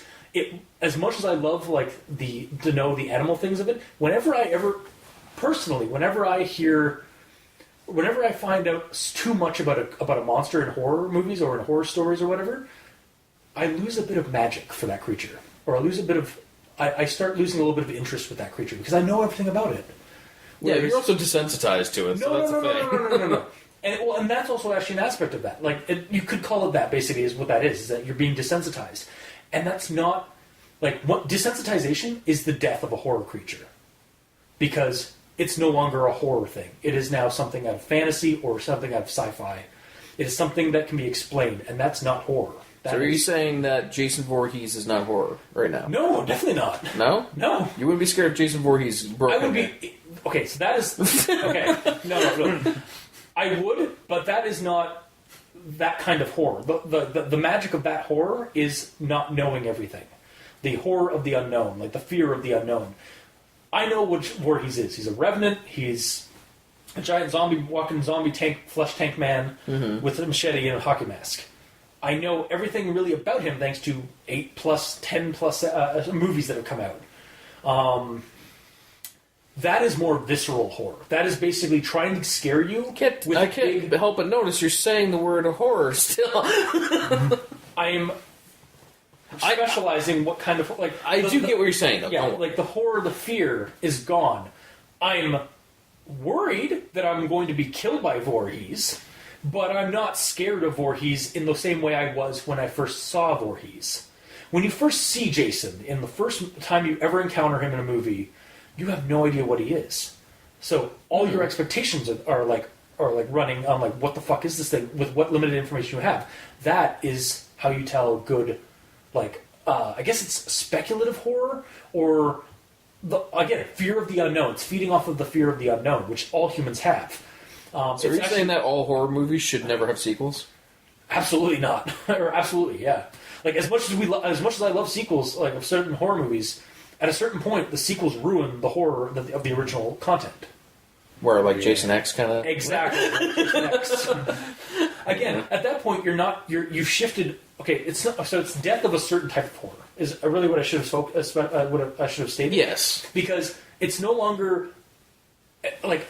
I 100% agree with you. Like, it is no longer a fear of the unknown, it's a fear of the known. It is a fear of death, is really what the rest of them continue on. Because it's a fear you can know everything about it, but if that creature induces fear, as an ability of it or whatever, you could still be afraid of it. Yeah. You could. It's just, you know about it, and compared to being... Not knowing about it, for me, like when it comes to horror stuff, not knowing about it is what the magic of that type of horror is. And I agree. Yeah, okay. What? So... I understand that there's... we're done. Move on. All right, yes. Let Mikey talk. I'm sorry. I was trying to explain, like, that's why, like, we shouldn't get all the details of the... We shouldn't be told what the creature actually is. But, yes, I agree. Let's move on. I agree to disagree. All right. See it. We can talk about this for hours. No, we really could. Honestly, we should probably do an episode at some point on, like, our thoughts on horror. But, all right. So, the unsung heroes. Excellent. Previously, we had the moose. Yes, that's true. Now we have the deer man and the backflipping man. Okay. Start with the deer man. Okay. So the deer man dear guy is there to help them. How? Why? Well, it actually, there's a quote that I have here of what the deer man says. Yes. So, I'll get right to it. I wanted to know if he'd heard it talking too, and he said that the only thing he'd been able to understand was help you. So he's there to help them. He says he's there to help them. But, I mean, Stranger Danger has told us... If you notice, the stairs don't show up when he's there. That's true. That's true. That story has nothing to do with stairs. It's just... Also, the backflip man. The stairs don't show up. The backflip man. The backflip man? The backflip man. Oh. It's always going to be my head. Yeah. No, the stairs aren't there either. Yeah. So basically, they're there to distract the people so that they don't get captured by the stairs. So are you including the faceless man and the bear man and every other type of man in the situation, that they are all the unsung heroes to keep the normal people away from the stairs? Or the carnivorous trees. Or the carnivorous. Yeah. Mm-hmm. Yes. Because the guy was staying, actually, so the backflip man. Backflip man? When that's the backflip. In that story, the guy was standing behind underneath a tree. And the backflip man was like, no, stop, no! It's just quickest method of travel. No, you're about to hit my crown, my carnivorous. Wow. And it's like, back, and then the guy went forward a little, was like, back off! Bam! He's like, alright, you're fine! Alright, it's not one of those trees, good! Wow.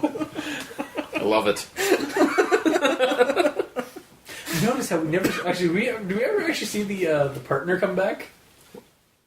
Yeah, because he's like, what the fuck are you doing? Okay, right, yeah, I was going to say, notice that we never see the partner come back. He got eaten by a carnivorous when he went to take a pee. Or he was the backflip man. Or he was the backflip man. No, but that didn't happen because he did come back, so. Mm-hmm. Mm-hmm. I really like the idea of all these creatures actually being good guys.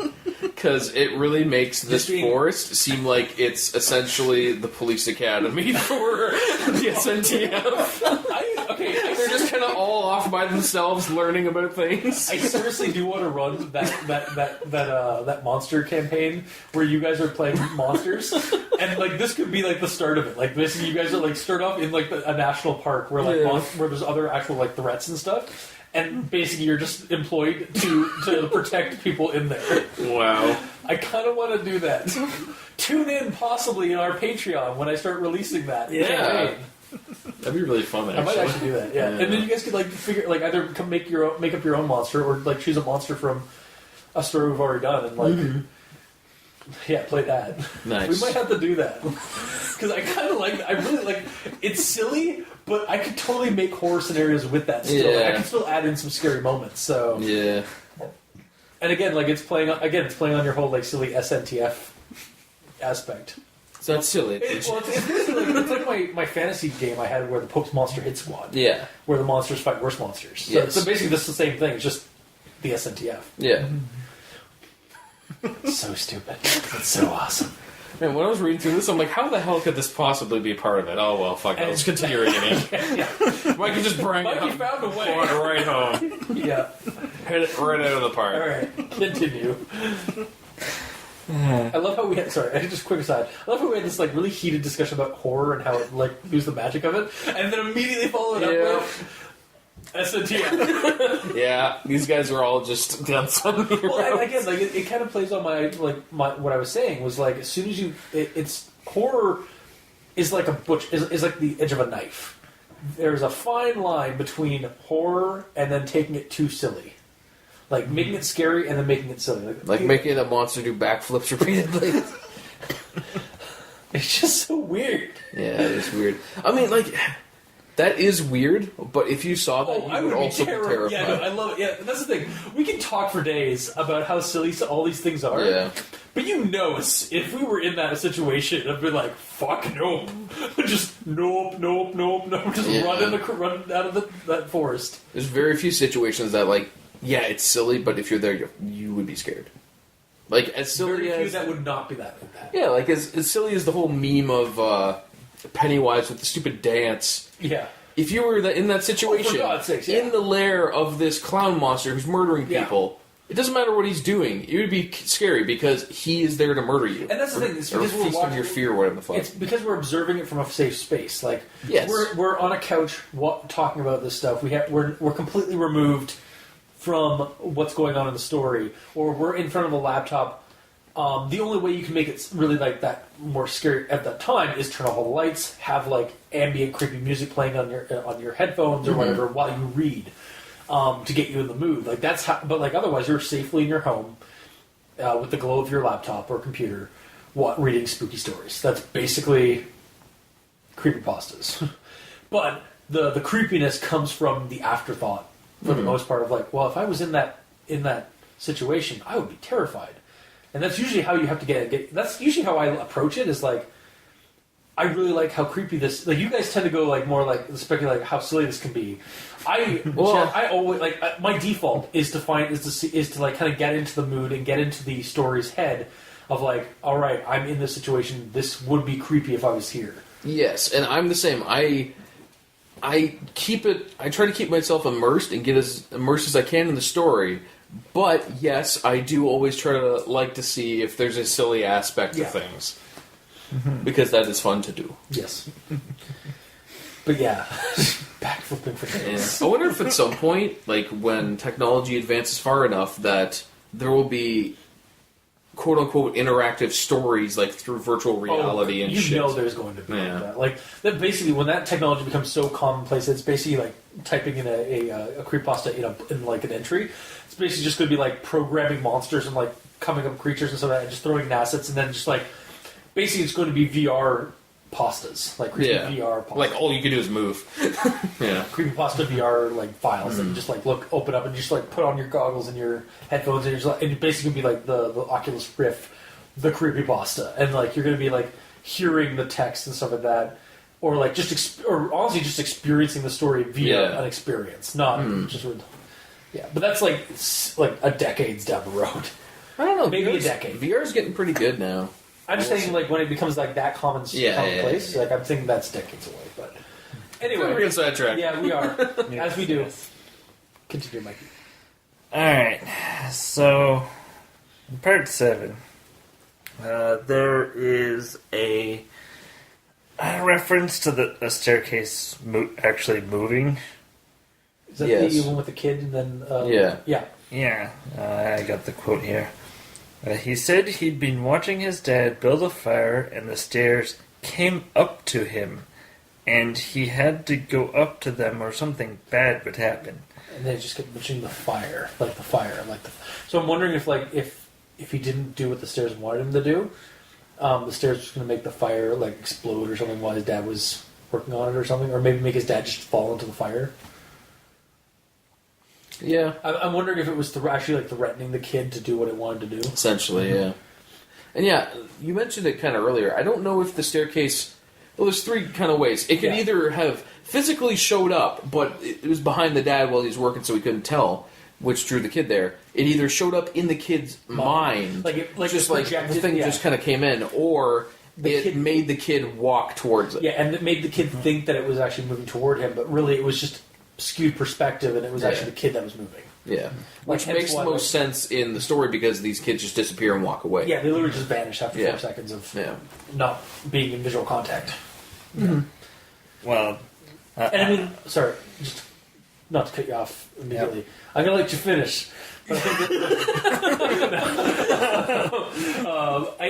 think that, we also know, like, again, space-time fuckery is also a factor in some of these stories. At least it seems like that. Yeah. So what if, like, parent looks away from the kid for 4 seconds. Well, really, it's been 4 seconds. So maybe the stairs stop time, or like have a time dilation like effect.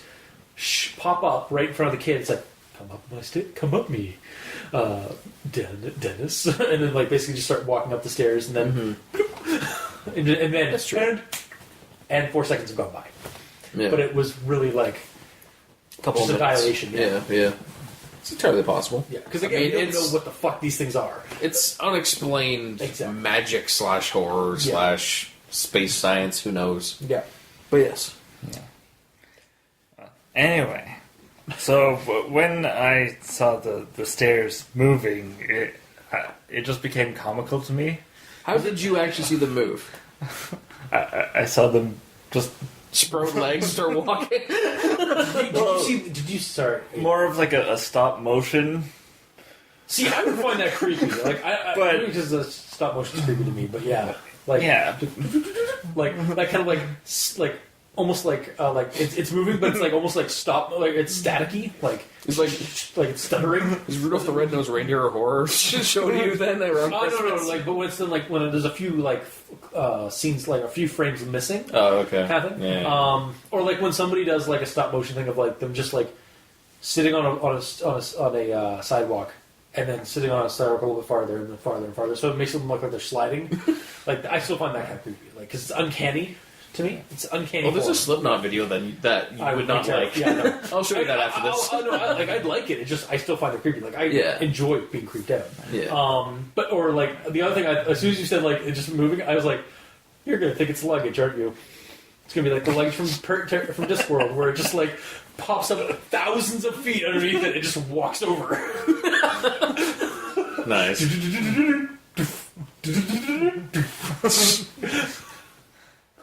Well, another thing is like if it's smooth movement, then it's just moving. yeah. And then I thought, and here we observe a staircase in its natural environment. Yes. Well, I mean, if we're talking about the SCP entity, the stairs, it's like, yeah, we're and now we see the SCP, whatever that entity was, I can't remember. 087. SCP-087, its natural habitat, the West Coast forests. Mm-hmm. Watch as it stalks its prey. This poor child with Down syndrome. That we could save, but we won't, because this is for science. We're just observers here. It's like watching a crocodile, but like take out an animal that's like sipping from the water hole. Except that animal is a person. Well, that's the point, because it's like again predator versus prey. Mm-hmm. All right, so that's the other notes that I have. The rest is final thought short things. So my turn. Yeah. All right. So we talked about my first note with the men in plaid. Men in plaid. Yeah. Forestry defense. There you go. Yeah. Okay, yeah, we need to fucking do that. Write the entire song. Yeah, I am totally down for that. Okay, so part 5, story 2. I don't remember. Oh, this is the one where the dude is apparently. Sorry, I did not mean to cut you off, but like I keep hearing it's like I go through the whole thing, and then you go through the whole thing, and then you go through the thing. I just got this like it's like, and that was when they realized something was wrong. It was a loop. We're just looping because we're going part 5, story 1, part 5, story 1, part 5, story 1. Just like we're just continuing on. Sorry, I mean, we could have switched the format if you want to do a shitload of editing. Yeah, no. And go, I'm talking about this one, no, you're talking about it, you're talking about I it. am not Okay, doing put that. timestamps on everything. Go. Alright, fine. Yeah. Just go. So, the quote is, but they kept going back out into the woods, so I went after them. This is the one where he's in the woods with dudes, and the one dude's walking away, and he... Yeah, the Mexican Slenderman? Yes, with the throat. So, Fleshy Pez of a dispenser. yes. So I went after him. I know it was stupid, but I was half asleep, and I really didn't want to deal with some idiot getting hurt. So I followed this thing on a dead straight course for about a mile. So I agree that he should go after him, but there's a couple of things. One, wouldn't you think he'd consider waking up at least a couple others to help him? So he's not going out in the forest in the middle of the night by himself while he's half asleep. Yeah. Or hell, check the other tents, and if everyone else is still there, then this is some random fucking guy you don't even know. And then wake up the other guys, and it's like, we gotta find out what this guy's all There's about. some random creepy guy here. There's some rando in the woods. Yeah. Yeah, no, I again, like, you can kind of shrug it off as, well, he was half asleep, or like he was drunk, kind of thing like that. But it's not a good explanation, but it is an explanation because that's how people act when they're half asleep or whatever. Yeah, I guess you wouldn't have the full It's cognitive semi-plausible. ability. Yeah. It's a late. It's a lazy way to write it off, but it is a plausible lazy way to write it off. It's another one of those situations where it would be nice in the story if the storyteller was like, in hindsight, I should have asked for guys to come with me, but I went out by myself in my half-asleep state. Yeah. Yeah. Just to shut me up, specifically. But anyways, oh man, some asshole is going to critique this. I'm adding this extra five words in. Yeah, totally. There. Fuck you, future guy. Yeah. Just like, fuck you, future reader. I mean, not really, but... Yeah, I would hope not. Well, I guess some people technically write that way, because there are troll pastas, right? Well, I mean, there's also that one where we did, which was like the serial killer turned out to be a creepypasta writer so that he could lure in critics and kill them. Mm-hmm. Picture this. Yeah. I mean, hindsight, I actually don't mind that idea. It's just... Because it's likely not an actual attack on critics on creepypastas and stuff like that. Mm-hmm. But it's just like... It was the right time when we did it that was like, fuck you, asshole. Like, but anyways. Part 6, the intro. Yeah. So the quote is, there's also been some confusion about the new formatting requirement on the board, which I've cleared up. So the next few stories are going to be posted a little differently. They'll be in chronological order, so I'll do my best to tie them into each other as much as I can so it doesn't skip around too much.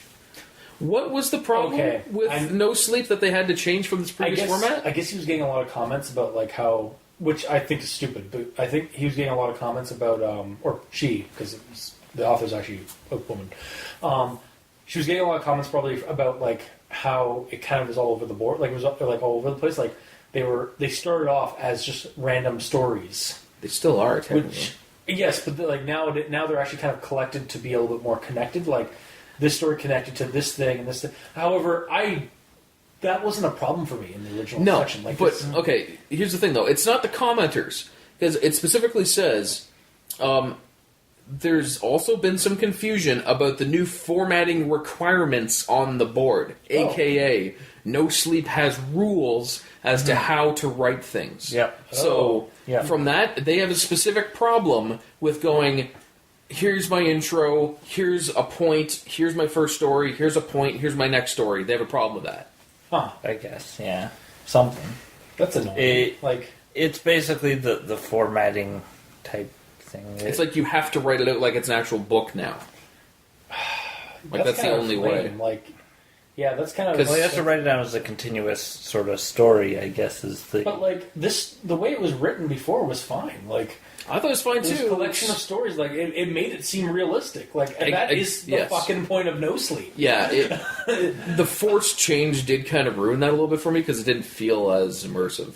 Because they had to go, here's this story, and then this person just happened to tell me about this person who told me about this story, who happened to do this. Like, it's too... To me, like, I don't see why honestly, to me, that makes it feel a little bit more immersive, because it feels like somebody's actually collecting a bunch You just said it was less immersive. No, I didn't. Did I? You said you liked the point format because it was realistic. Yeah, no, I like the point format. Wait. Yeah, I thought you were complaining that it was point format. I'm complaining about the new one. Oh, okay, yeah, okay. Because they have to say, here's my intro section, here's how I got the first story, here's the first story, here's how I got the second story. Yeah. But like it has to be all in actual written standard format, paragraphs. Not point form. Not point form. Yeah, actually, I thought it was actually kind of annoying, like that. I had like, okay, where's the story end and where's it start? Okay. Yeah, I had to find it. Like, it was for discussion and stuff like that. I thought it was really annoying. But like, yeah, like the first way, like it gave us like, bullet points to like figure like where the stories were like ending and starting. It's like that's fine. I don't understand why it contains everything in that bullet point. So everything you need to know about that is in that story. Like, it tells you who said the story to him, everything about it. And like, if Reddit's concerned, or Reddit NoSleep's concerned that like it's like they have those rules to like make it feel more realistic or whatever. Because generally, that's what Reddit NoSleep's all about. Is like you're telling spooky stories that are like in game, like they're immersive. Like you're not the author writing like an omniscient story. You're retelling a story that happened to your character, to you as a character. Mm-hmm. Yeah, but. Yeah, if they're like that's almost like restricting your creative process. That's kind of bullshit. And it's just through formatting. Like, who cares? Yeah. Oh God. All right.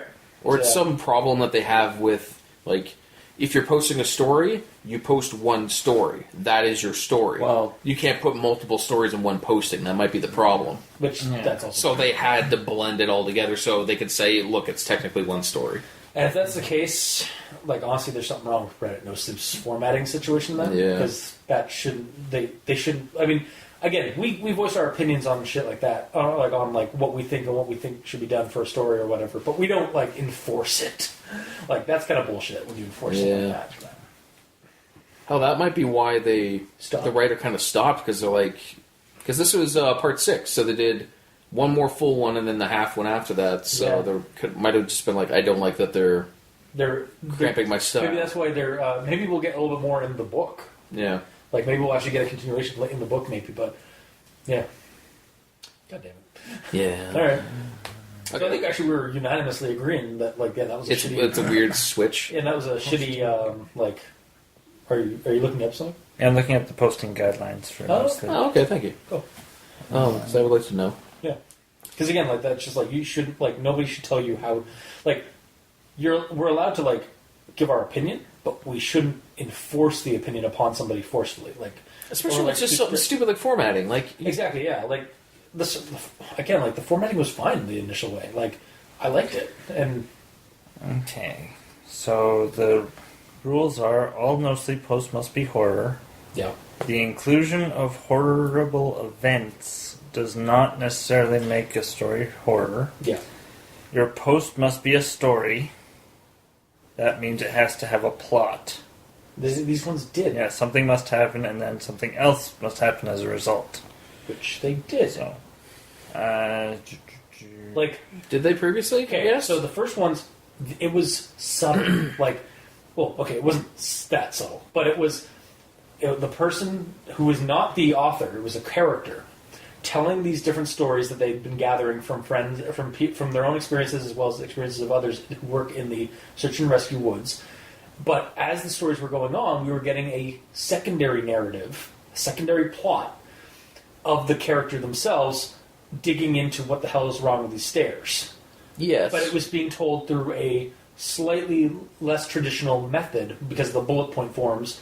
It started off seeming like just a bunch of collections of short accounts, but there was a plot throughout it all. I think part of the problem might be some of the accounts that were before were not really tied to it, and it's just a kid died in a horrible way out in the woods, and it has nothing to do with the actual story.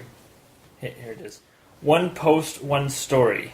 If you have multiple stories to tell, they should be in separate posts and mind all the other rules. A single post should not be a number of very short stories posted together. That's bullshit. I'm sorry, that is absolute bullshit. Because the way this story is told, it has to be a series of stories. Like, otherwise, this thing's going to be fucking 30 parts. Yeah, okay, well, that's the way that the rules are laid out, that sounds like it's set up so if a person is saying, okay, here's a bunch of stories, they're not related at all. Putting them all in one post, I agree. Yeah, okay. Yeah, no, I agree. Don't cut me off. Yeah. If a person is putting a post out with 5 stories that aren't related, and they're all really short stories, yeah, you shouldn't do that, because they're not related, but these are all related. Yeah. So there should be an inclusion on that, that unless all of them are directly related. But obviously somebody complained or contacted the author. The fun police showed up. Yeah, basically. That's fucking bullshit. That's bullshit. Yeah, just like it's bullshit that it ended so abruptly because of... Again, we're kind of speculating why... Like, it's pretty logical that it ended because the rights and stuff of that, and the person probably...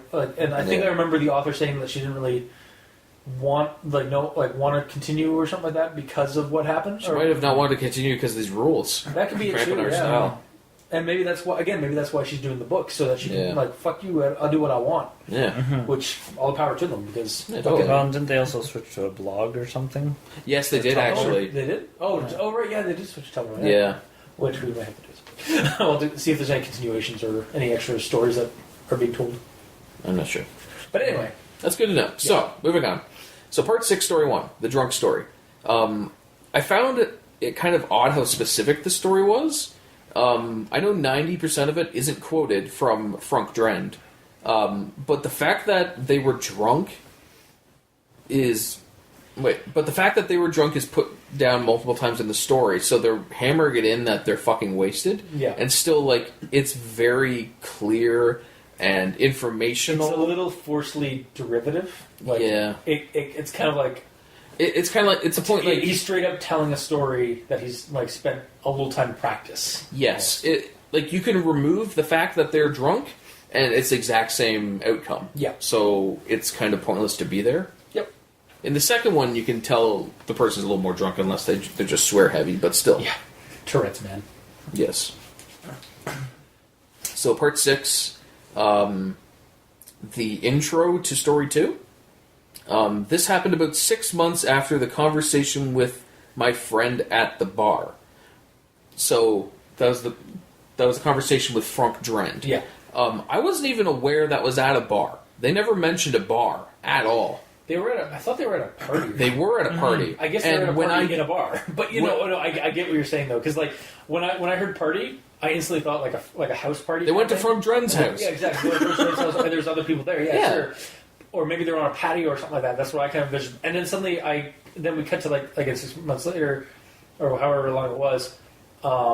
Even though you just said where it was. This happened about 6 months after the conversation with my friend at the bar. And yeah, they were at a bar. It's like, oh, so the party was at a bar.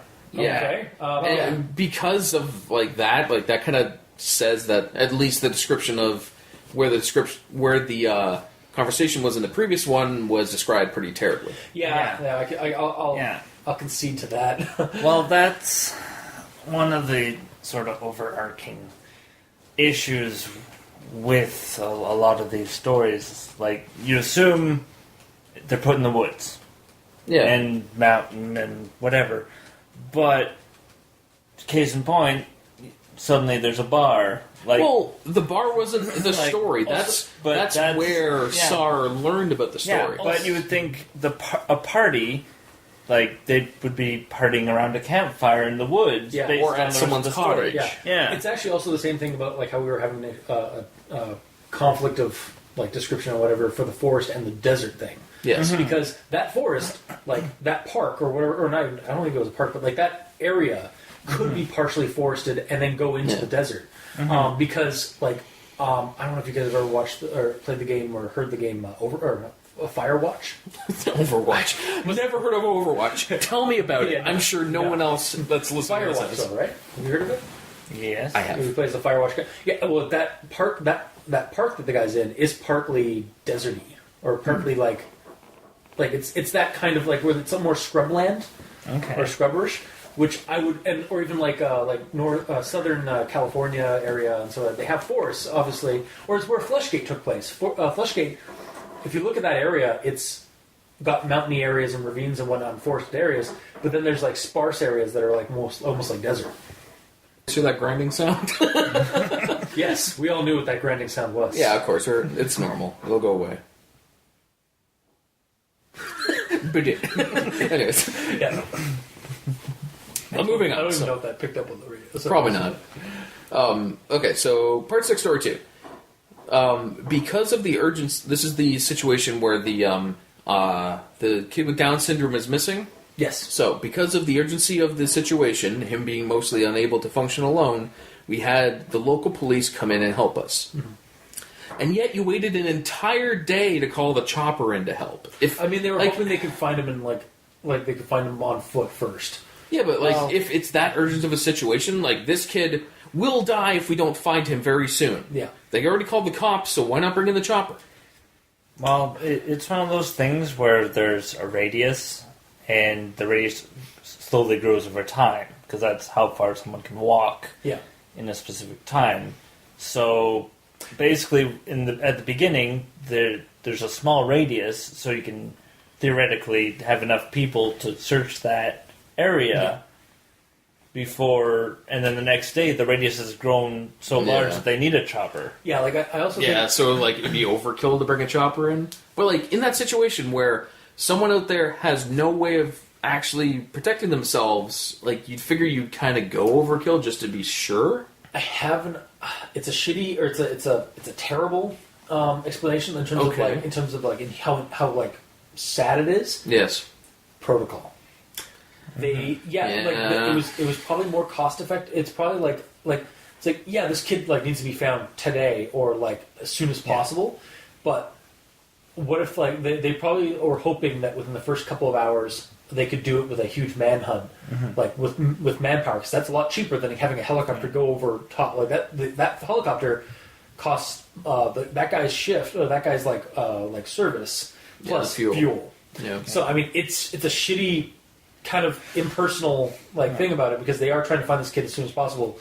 But I'm thinking it was probably protocol to like if they can't find him in that first day, those first like 13, 14 hours or whatever. Yeah. Then we get the helicopter in. Yeah, you're probably right. Unfortunately, like basically, I'm not saying you're unfortunately right. I'm saying that sucks that you're right because of that. Yeah. From what I understand, again, I'm not sure how 100% this is, but like as far as I know, of like for missing peoples and stuff like that, if you can't find them in the first 24 hours, they're dead. But then they're not officially a missing person until 24 hours. Yeah, that's it. Yeah, they're not officially a missing person until 24 hours. And then if they haven't found them within 42 hours or something, they're likely not going to be able to find them alive anyway, or unharmed. Mm-hmm. That's usually the issue. I think it might be slightly different, but yeah, that's basically the layman breakdown is based on what I just happen to know. So okay, although that might be different in a forested area, true, because it's more dangerous than because there's wild animals and such. Yep. Mm-hmm. But either way. So moving on to part 6, story 3. So this is the tree one, where they cut the tree down. So, so the quote is: "The inside of the tree was all rotted out and hollow in one spot, and when they cut it down, it had exposed that chamber, and inside it is a hand, like a perfectly severed hand, and it looks like it's actually fused with the inside of the tree." So when I first read that, I didn't really have a clear vision of what happened, what it actually looked like. It took me a couple minutes to actually get an image of this into my head. So what I envisioned is from the cut line on the felled part of the tree, the top part of the tree that they cut down, not the stump, the tree is mostly hollow, rotted on the inside, and a foot or two up, there's a human hand fused into the middle of the hollowed out section, so it's like it's only hollowed out so much, and there's a hand out of that spot. Okay, that's what I envisioned. No, I'm with you, because I did have that initial it's like, are they going to find the rest of them on the other side of on the other part of the tree? Mm-hmm. Like, was it just like it's just his hand sticking out, and then but like he's actually like the rest of his arm or like the rest of his body is somewhere on the inside the rest of the tree. And then I read the continued reading. And it's like, oh, so it's like on the side, I guess. Yeah. On the inside, how like fused? How did you see it? Because I saw it like this, like. It's a bucket, essentially, with a hand in the bottom poking out at me. That's how I saw it. Basically, the way I saw it is like, so they cut this, like they cut it off and stuff like that, and like when they opened it up, when they found out there's a cavity in there, they opened it up and they found the hand. It's like, oh shit, you guys actually cut the guy's hand off, like who was stuck inside this tree. I thought the rest of the dude or the body or whatever was in the tree somewhere else, and they just actually the reason why there was a severed hand was because they cut it. You wouldn't know it was a severed hand because all you would see is meat on both sides. That's true, yeah. You just see a circle of meat. Oh no! Except like when they looked in the cavity, because the way I saw it was like they cut it, and the hand was fused to the bottom. So I basically saw like they'd. Oh, so like top and bottom, the cut's in the middle, but this whole area is hollow. Yeah, and then when they cut it, they accidentally cut. That came down, and then the severed hand fell into the stump. Yeah. Basically. Okay, I can see that. And then the rest of the body is somewhere else in that log.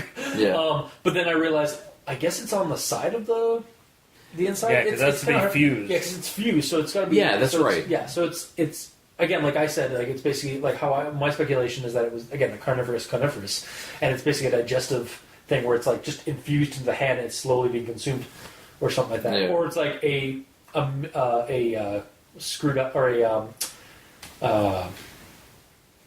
What the hell am I about to say? It's a teleportation spell gone wrong, and the guy fused into the tree. Oh, possibly, yeah. some mage or some shaman was out there like doing some teleportation spell to like teleport to like the top of a mountain and end up teleporting into a tree. Mm-hmm. So, yeah. Or maybe time travel gone wrong. That too. Since it is spatial anomaly area. Yep. Yeah, so maybe like it might have been like a hiker and just like. In the future, that's clear cut, and it's like a Walmart. Yeah.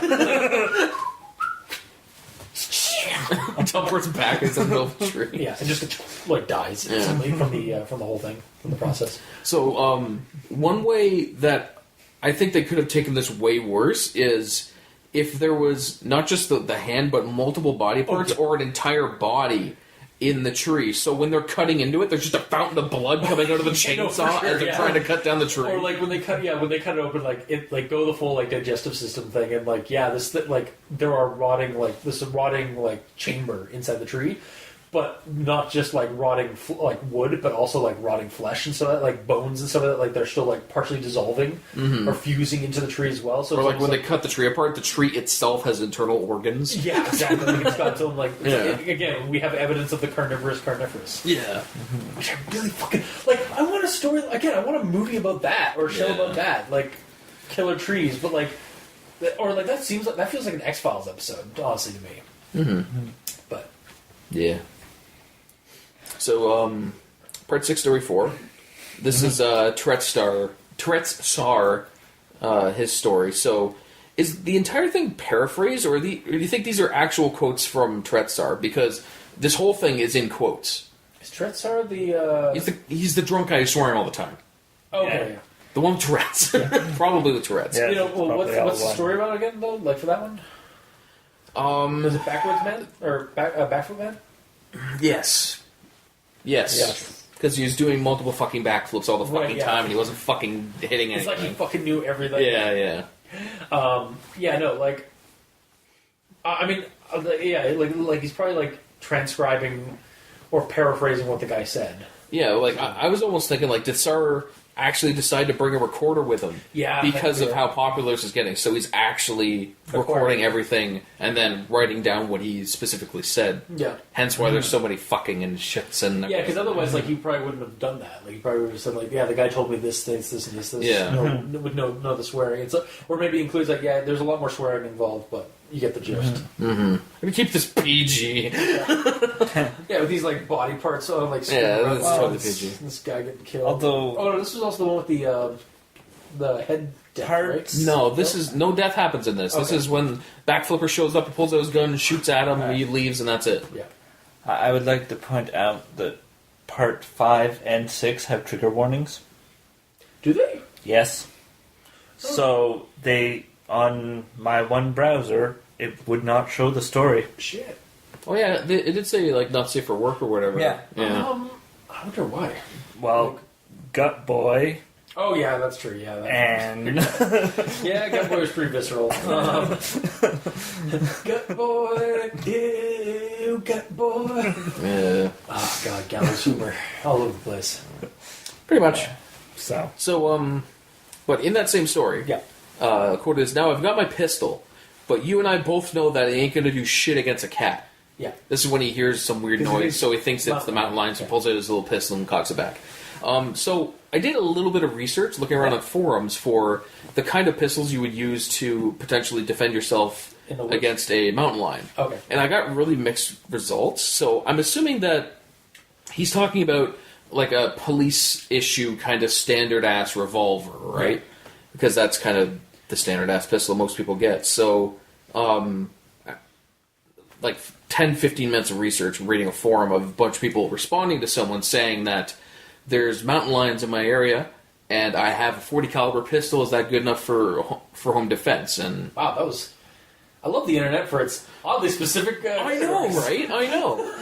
But, you find out anything on the internet. Yeah, pretty much. Because chances are, if you've asked that question, 40 other people have asked that question. Yeah, essentially. But it seems like it's relatively factual. Like, some people are saying that he'd be fine. Other people are saying that you should probably have a shotgun or a rifle. Yeah, other people are saying, like, you shouldn't bother at all, because by the time you see it, you're probably dead. Well, yeah. They use, like, raptor tactics, so, like, they'll ambush you and just jump on you, so...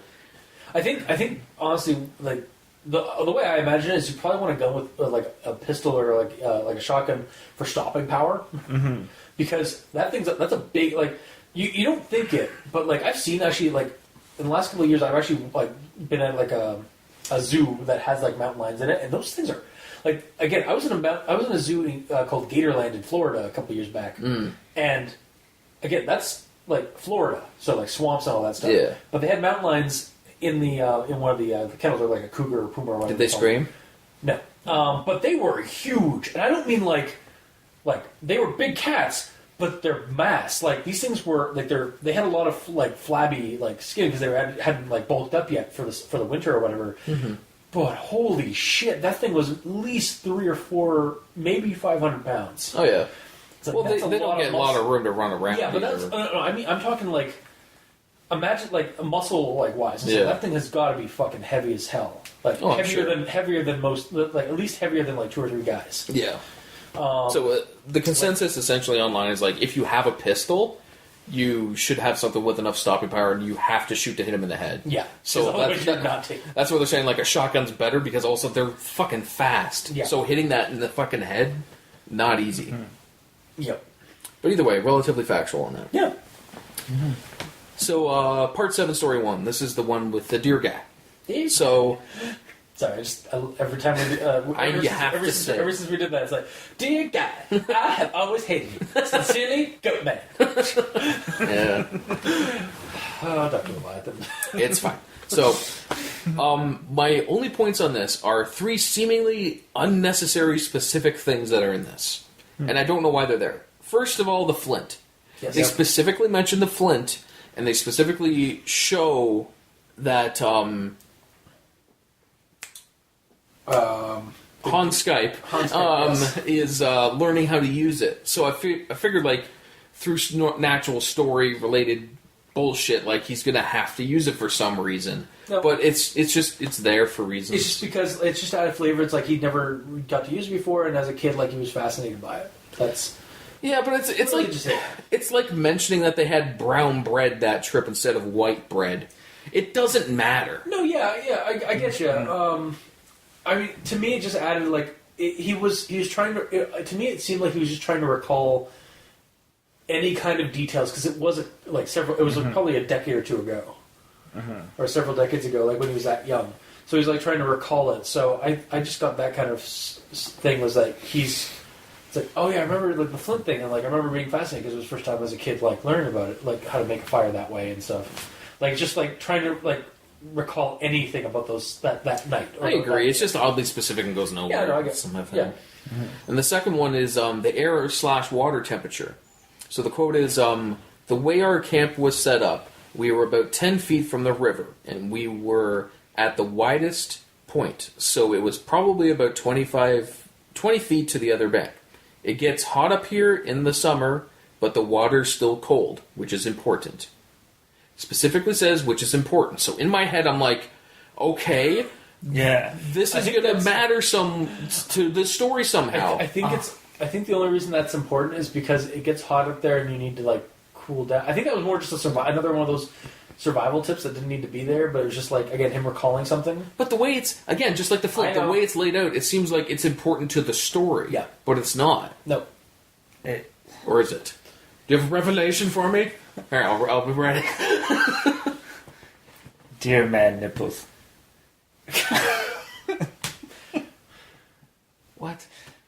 They get pointy when cold. And he waded across the water. The water was cold. The air was not. Yeah, but it's still something to creep you out. But it's coming out of the water. Is it the reason why the deer man was speaking quietly, because he had shrinkage after going through the cold water? Yes. Why? Either way, I don't care. The third weird thing, we kind of already brushed on the pee pan throw. Yeah. What is the point of that? Because I have no idea. He pissed his pants. I understand. You're running away from a monster. I understand. Also, you're slowing down to take your pants off and throw them instead of just sprinting with your pee pants. Also, what's the point? You've removed your pants, which are peed, but your underpants are. Those are gone too. So you're just. He doesn't actually. Commando. Yeah. He doesn't actually say he throws his underwear off, but it seems ridiculous. It doesn't impede his running. It's just. Again, I think really what the whole thing is like that you're having an issue with, but like the reason why he's saying all these details is because again he's trying to recall this event that happened so long ago, and like it's just stuff that keeps coming. They keeps remembering about it. I understand, It's but pointless, here's the thing. This is actually a story that this person wrote. So they wrote that this character took his pants off and threw them into the bush for a reason. No, there is no reason. The only reason is that it's it's to show that like, this is kind of a natural way of this character like figuring out this information, because this is basically a transcribe of this character's like story. So it's every detail. I understand how asinine it might be is just recollection. I'm just saying, from what I know about humanity, I can't see a situation where a human running in fear from a creature that they think is going to kill them would think it's more important to take their pants off than run. And I agree with that. I have no idea. Fine, moving on. Part 7, story 4. No. You're revoked. Did not. What? What? They might have thrown the pants to throw the creature off because of smell. They smell the pee. That did kind of think about that. Yeah, His underpants are still pee though. Yeah, so unless you got rid of that and then but it's exactly. It's just, okay, I agree with you, but say it in the story. Yeah. Fine, moving on. Part 7, story 4. So he ran commando. No, I don't care about that. If he said, I took my pants off while I was running and threw them in the bush to throw him off my scent. Yeah, exactly. Yeah. Throw him off my scent. 5 more words, I would be happy. Continue. Fine. Part 7, story 4. Long quote, fuck it. Do it anyway. Okay. Well, I can summarize. They're talking about the grinding noise. Yeah. And they're saying, we all know what it meant, whatever the fuck. Yeah, we already talked about how really they never mentioned it, but after reading the entry, I was thinking maybe the grinding noise was the engine on the cloaked ship starting up. That's the only thing that makes sense. Yeah, I guess so. And like, maybe that is what the noise is. It's just like it's the ship landing. Yeah, and that's why like it occurs when the stairs show up. Yeah, it's basically what if it's like the whole ship is actually or it's the cloaking effect starting up. The grinding sound is actually the grinding of the ship of the stair compartment or the ramp coming down.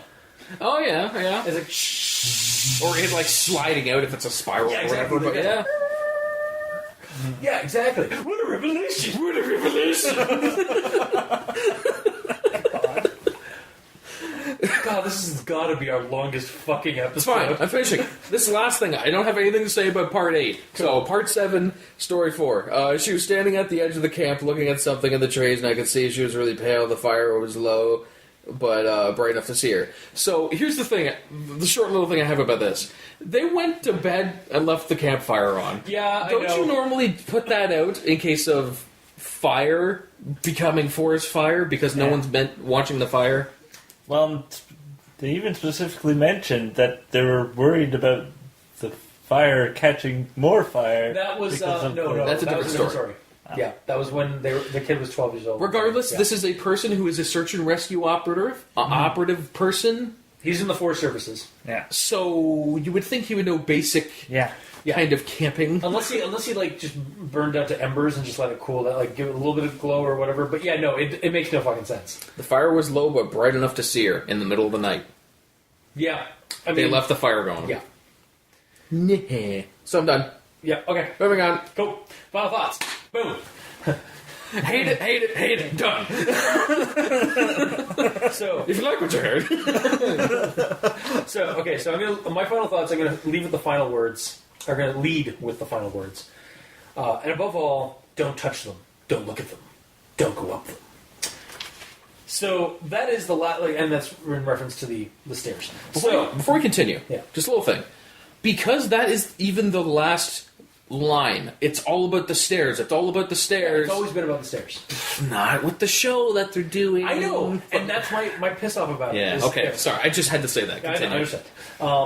So I know I made a complaint earlier about when I get to my part about the last part being kind of a little too zany and cartoony. Yes. I did enjoy the end of the series though, and I know you guys didn't like the ending. Okay. Because after I finished by the time I finished reading the end of part 8, I was honestly left with a slight tinge of dread. Like it doesn't end like these stories usually do, with some zinger or good note anything. It just stops because the things are getting hectic and Sar can't safely recall any more stories without getting caught by superiors or something like that.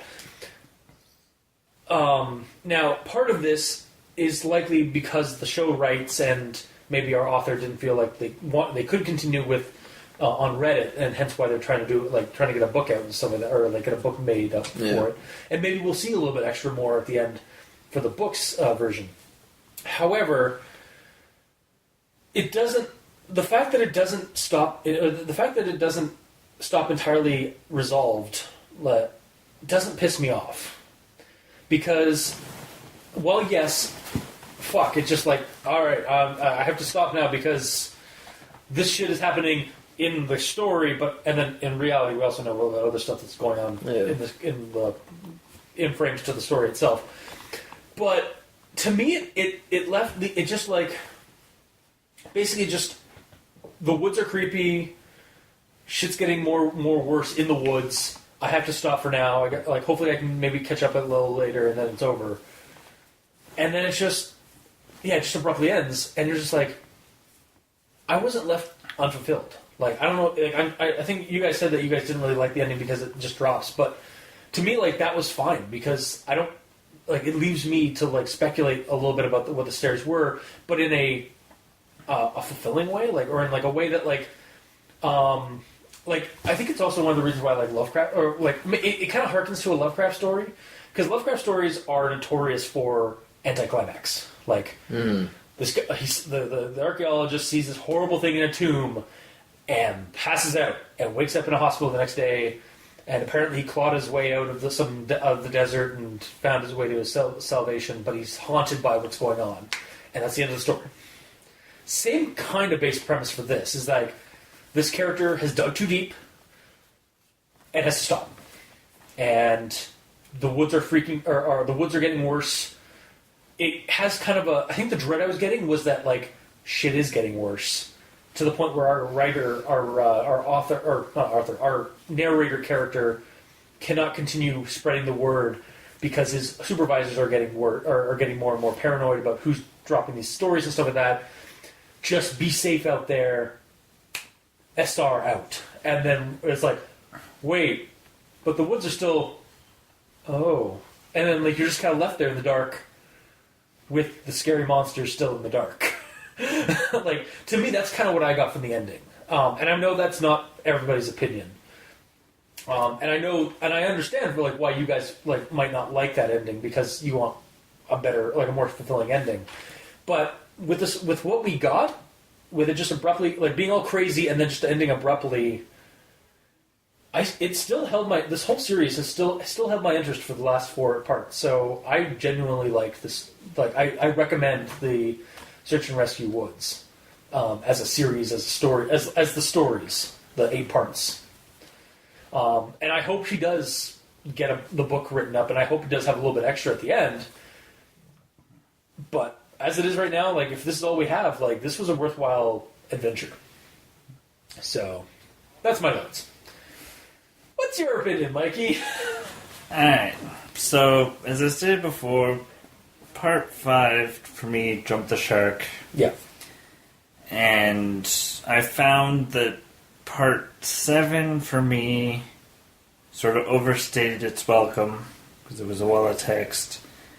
And then part 8 wasn't long enough. And it's not because it abruptly ends, it's because the stories are just like one paragraph each. There's no depth to the stories in part 8. Yeah. Because it does abruptly end, but it's also like rushed, because it's almost like they're trying to like just have us like, it's like, I need to go. This is my last update. Here, like, things are getting crazy. Like, this thing happened, or this thing happened, and like, he's not even bothering with like telling us stories at this point. He's just basically giving us rundowns of stories. Yeah, well, to me, it seemed more like just ideas for stories that he didn't spend the time to go through. So, in that regard, it probably shouldn't have been done. and he could have gone back to part 7 and edited it and just put, sorry guys, this is the end. Yeah. Or something like that and finish it there, instead of having this few really short stories and then see ya, I'm out. Okay. Because he's writing this because he's not allowed to write this anymore. Yeah. Well, so you figured the last one would almost be no stories and just specifically say, this is why I cannot continue anymore. Yeah. He kind of because does, he's in shit No, yeah, I for get doing you. this. He does kind of do that, but yeah, he does also add some stories, but like half-asses the stories, basically. Yeah. That's what he does. I don't know, I kind of like the way it's done, though, because to me, like, yeah, he's putting all these, like, it's like he's just mentioning all these other ideas, and yeah, sure, they could all be done stories, and they should be done, like, as full stories. But the way he, like, just kind of drops them, it's like, shit's getting worse, like, it's almost like the stairs are getting, because he's making the stairs more known, the stairs are aware that they're becoming more known, and so shit's getting a lot more, shit is starting to heat up. And it kind of, like, to me, the dread that I was getting, like, the slight, it was dread I was getting as I was reading the story, or intensifying, felt like, if there's ever a sequel to this, it's literally going to be like, or like, again, maybe if Channel Zero Season 3 does, which I hope, I don't think it'll happen, but I hope, that yes, the whatever was contained in the woods, the stairs, are migrating out because now they're in the public eye now. Mm-hmm. Or they're on the minds of whoever reads, like, Reddit, NoSleep, and the internet, and like checks out the internet and stuff. So they're now part of the consciousness, like they're part of the public in terms of like knowledge, like, or like legends and stories and stuff like that. So there's no point in hiding in the woods anymore because they can just pop up now in the cities. That's the dread I'm kind of getting, and it's a good dread. It's like kind of an anticipation of something is about to happen. Mm-hmm. But we're never going to get it unless Channel Zero does something that completely throws me off from what they showed in the trailer, or we get something extra in whenever the book is published. Mm-hmm. So, like, I understand why you again, it does feel half-assed. Some of the stories are like they should have just like if the part 8 was due to like the fact that she was basically just ending it because she didn't want to do anymore, or she couldn't because of the rights and stuff like that. I get that, and I think that it could have. Yeah, yes, it definitely could have been done. Like the second part could have been rewritten to like close it down. But the way part 8 does, like, part 8's there, it's not going away. Yeah. But so reading it, I didn't hate it. I enjoyed it, but I can understand why you wouldn't like it. Mm-hmm. Yeah. So I'm not going to recommend the whole series. Well, I'll recommend the first 4 parts, but it jumps the shark in number 5. All right, fair enough. So that's my recommendation. Fair. Okay. I found where it mentions about Sarah actually getting in direct shit. Okay. I've been formally told that I am not to speak a word about them to anyone anymore. Okay. I have been formally told. No, I understand. Specifically. I think right after that one, it says that they don't know who's spreading the stories because they're telling everybody that.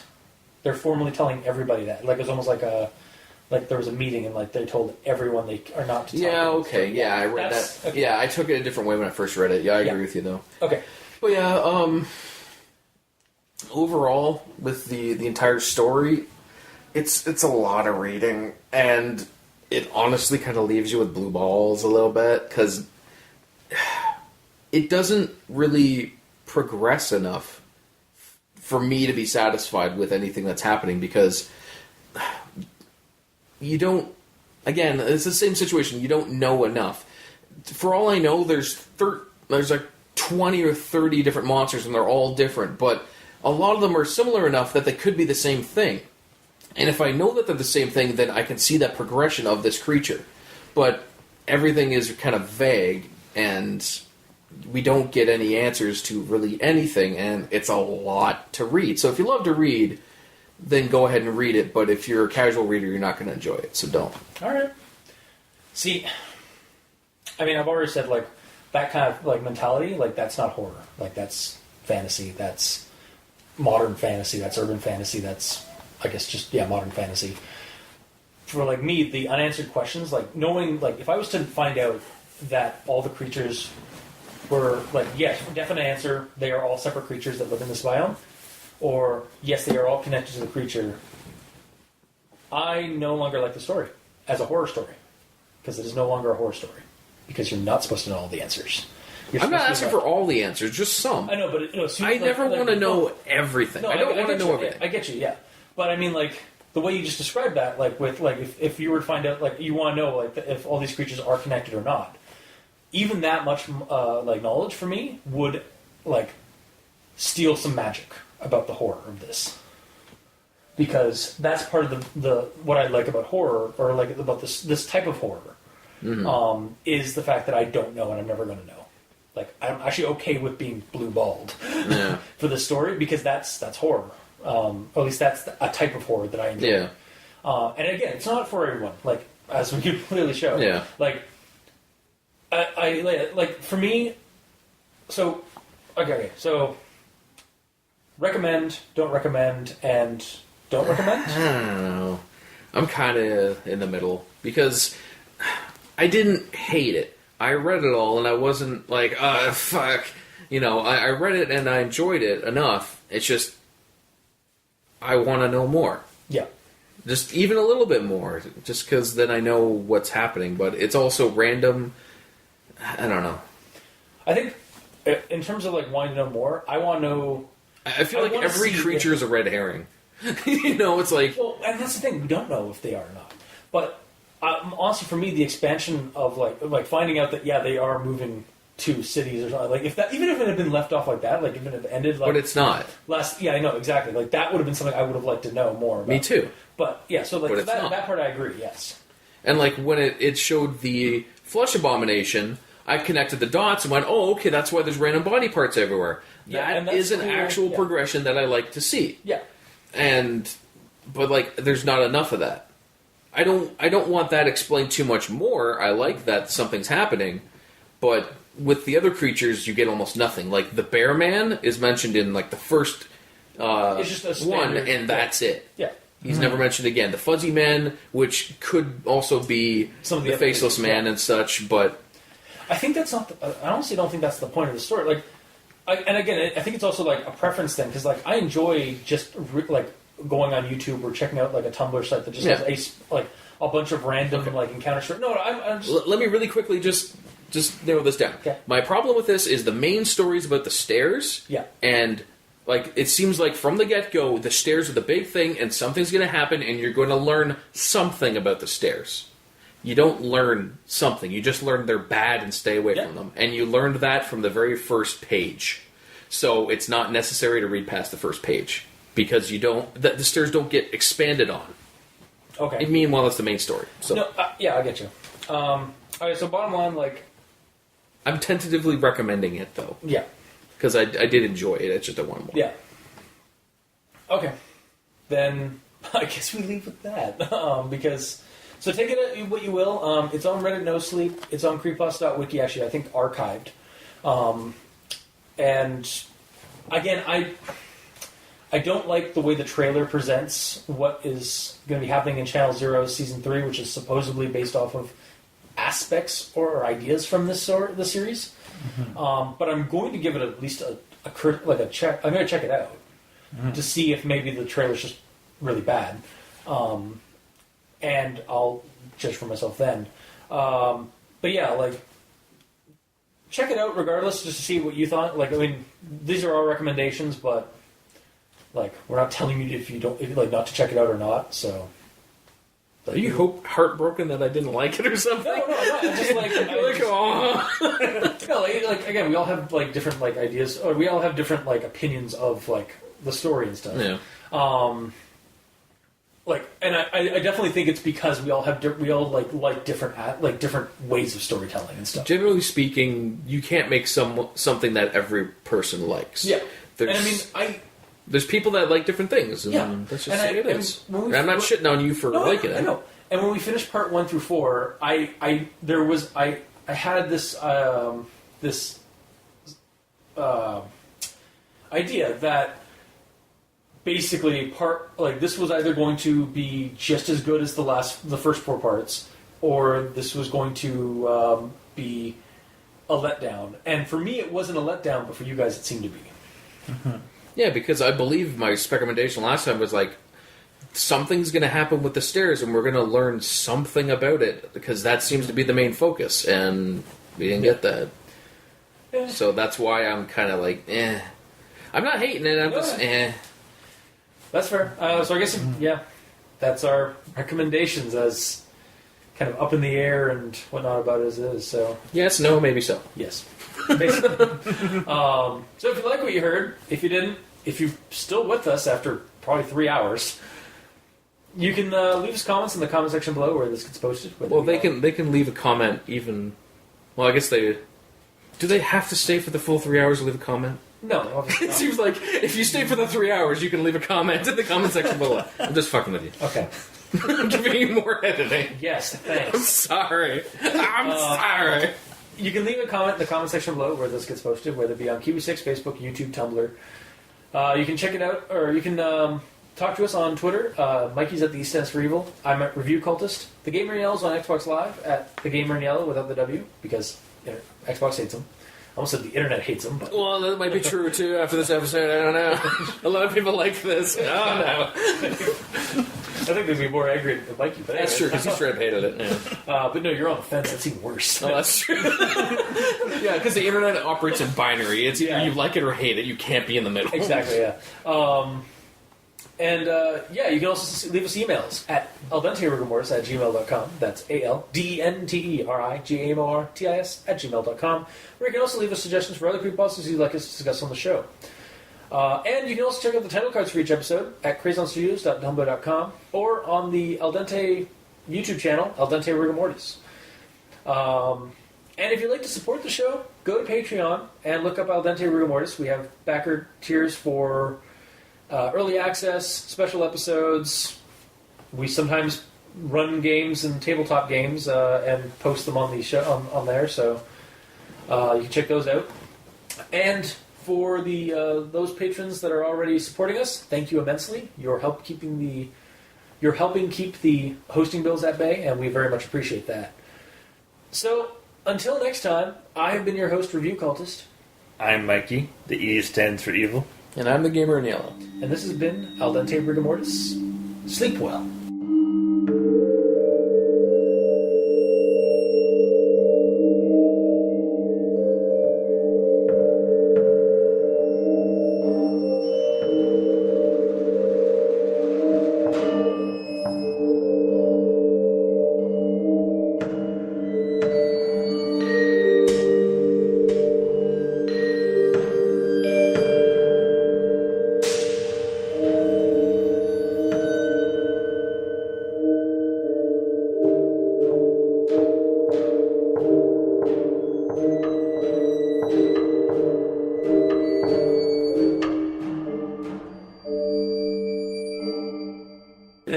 It's like when I did Duck Teeth for DuckTales. Oh, yeah. I did the entire lyrics of DuckTales, but like I retrofitted it to be 5 Nights at Freddy's. It's like, trapped inside this pizza hell here at Fazbear's Duck Teeth, boo. Because it's kind of Chica, right? Yeah. Anyway.